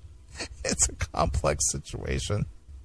No, it's not. A fucking backhoe and fucking 10 minutes and the problem is solved. Exactly. Jesus. Well, see, again, these, I don't know. I'm going to assume Lunada Bay is probably a very affluent area. Sure it is. And there's a lot of taxpayers down there, and they don't want to upset the apple cart. Right. So they're trying to do this in such a way that it's not going to upset anybody or get anybody bent out of shape. And because these people are holding public office, yeah. So they're just protecting their jobs. So they're going to go, yeah, we're going to regulate this, but we're not going to tear it down, but we're not going to ruffle any feathers, and we're not going to do this, but we're not going to upset anybody. And, you know. Yeah. Bunch of fags. Basically, yeah. Nowaki, N-O-A-K-I, Nowaki. Okay, guilty. Nowaki Schwartz, a spokesman for the commission, said the agency had no immediate response to Dollar Birch's letter of non-compliance. So this Dollar Birch, he's kind of pussyfooting around. Right. I don't want to get my ass beat. Now, these guys are pretty rough characters. These beach guys are tough. Yeah, they're going to beat my ass. These are some tough beach guys. Yeah.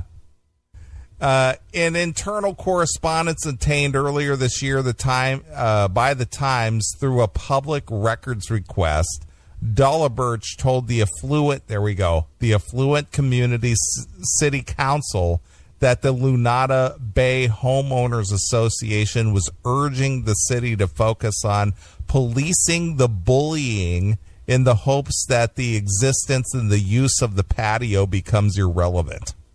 Okay. So it really isn't about this beach fort thing.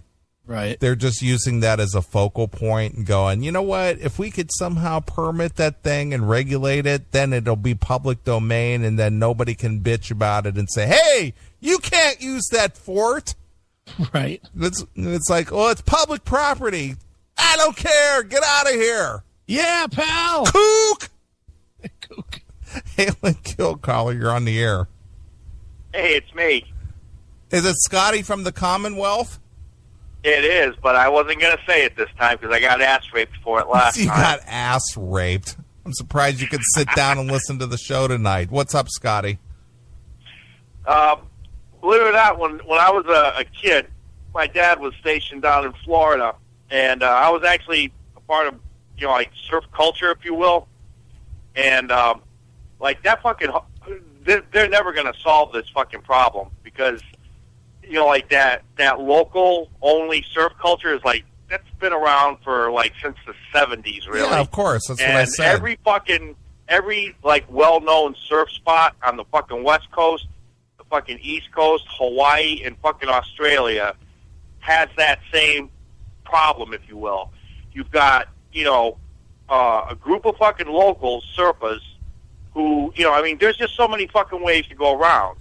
And, like, they're very fucking territorial about that shit. You go up to, like, the North Shore of fucking Hawaii, and, like, they even got a nickname for them. The locals call them Barneys.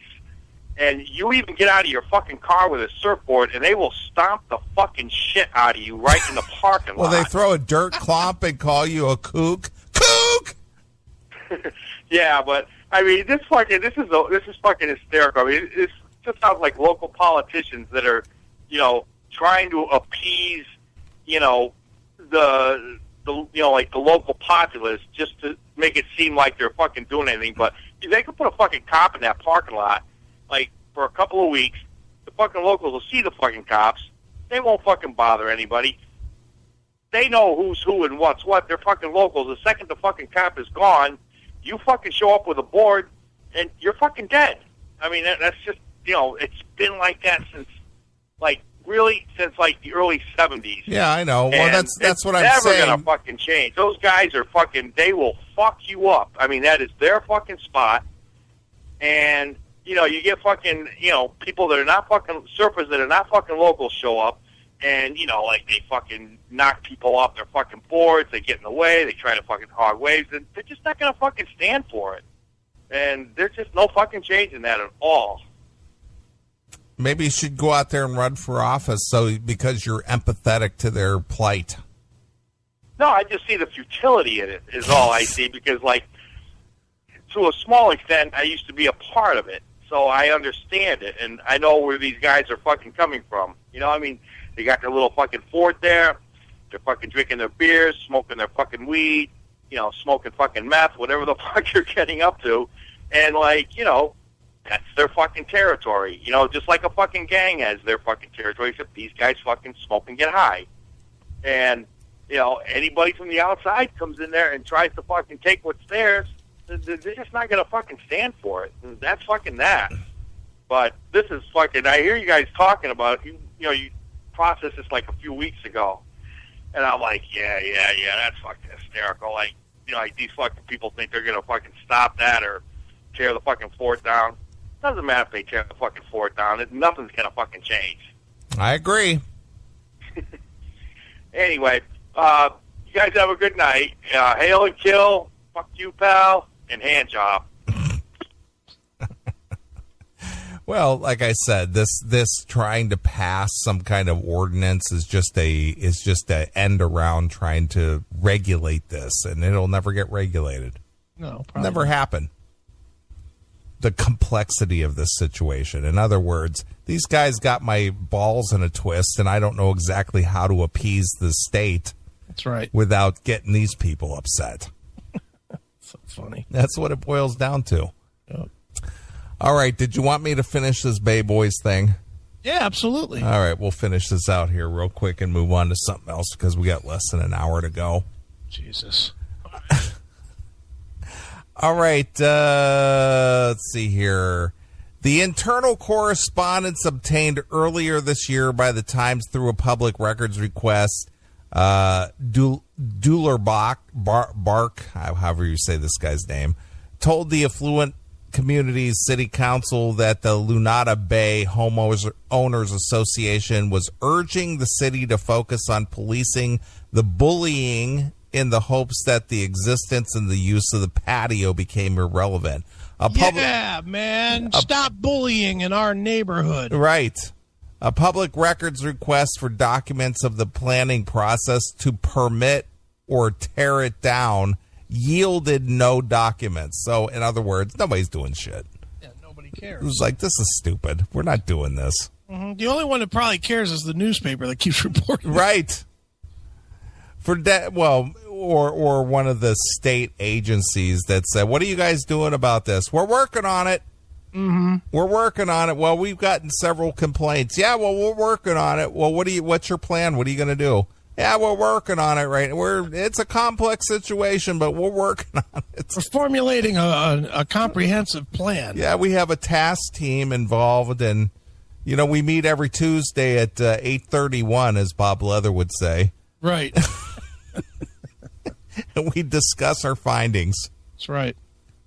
For decades, witnesses have accused the Bay Boys, some of whom are reportedly middle-aged, oh no, of bombarding outsiders with dirt clods slashing their tires and assaulting them in the water, sometimes coordinating the attacks with walkie-talkies. In the water? Well, coordinating their attacks is all it says. Right. Police reports over the years show that the fort has repeatedly been a site of alleged drug and alcohol use that the victim said fueled harassment of outsiders. You know it's smoking pot. Yeah, it's Zach Wilde. It's alcohol fueled brutality. Right. One alleged victim said she was sexually harassed and doused with beer in retaliation for appearing in a news article about the problem. So she came back to the beach. They said, "Hey, bitch, let's see those tits." Yeah, they said, "We saw what you said to the newspaper. Pour beer on that bitch." We read the article. Who do you think you are? This is the dumbest story ever. I know. Earlier this year, an El Segundo police officer who said he has been harassed by the Bay Boys joined other alleged victims in the class action lawsuit. A class action lawsuit. God. We're coming after you as a group, pals. The officer, Corey Spencer, and Diana Molina Reed, the alleged harassment victim, asked a federal judge to prevent members of the gang from congregating on Lunata Bay. Shut up, bitch. You guys can't congregate here. Yeah. We got a federal injunction against you. Yeah, I'm sure they're like, who gives a fuck? Yeah. Sue us. Yeah, go ahead. The suit also targets the city of Palos Verdes Estates, asking a judge to require officials to investigate and prosecute crimes committed by the surfers. So you see, this is the crux of the matter. Mm-hmm. Because they can't prove any crimes, but because there's probably no really ordinances right so that regulate this. So now they have to build some ordinances. So now they're going to pass an ass load of fucking legal rules. Yeah. Force them off the beach. Yeah. So then they can actually have grounds to prosecute somebody for saying, "Get out of here, kook." Yeah, stop throwing that dirt clod. Yeah. So they're going to have some kind of ordinance or something that, that's going to be broken because of the new laws that are passed. I was thinking about this. Where do they get the dirt clods from? I've been on a beach and there's no dirt clods. Sure there are. You got that grass that grows up and it. That's usually off the beach. Yeah, but that's where they come down out of their seaside homes and grab a clod of dirt and start throwing it. Grab it on the way to the fort. Exactly. No, I love that story. Crazy. I keep an eye out for the Bay Boys. You have that set as a Google. I love it. I love the Bay Boys story. Too funny. So.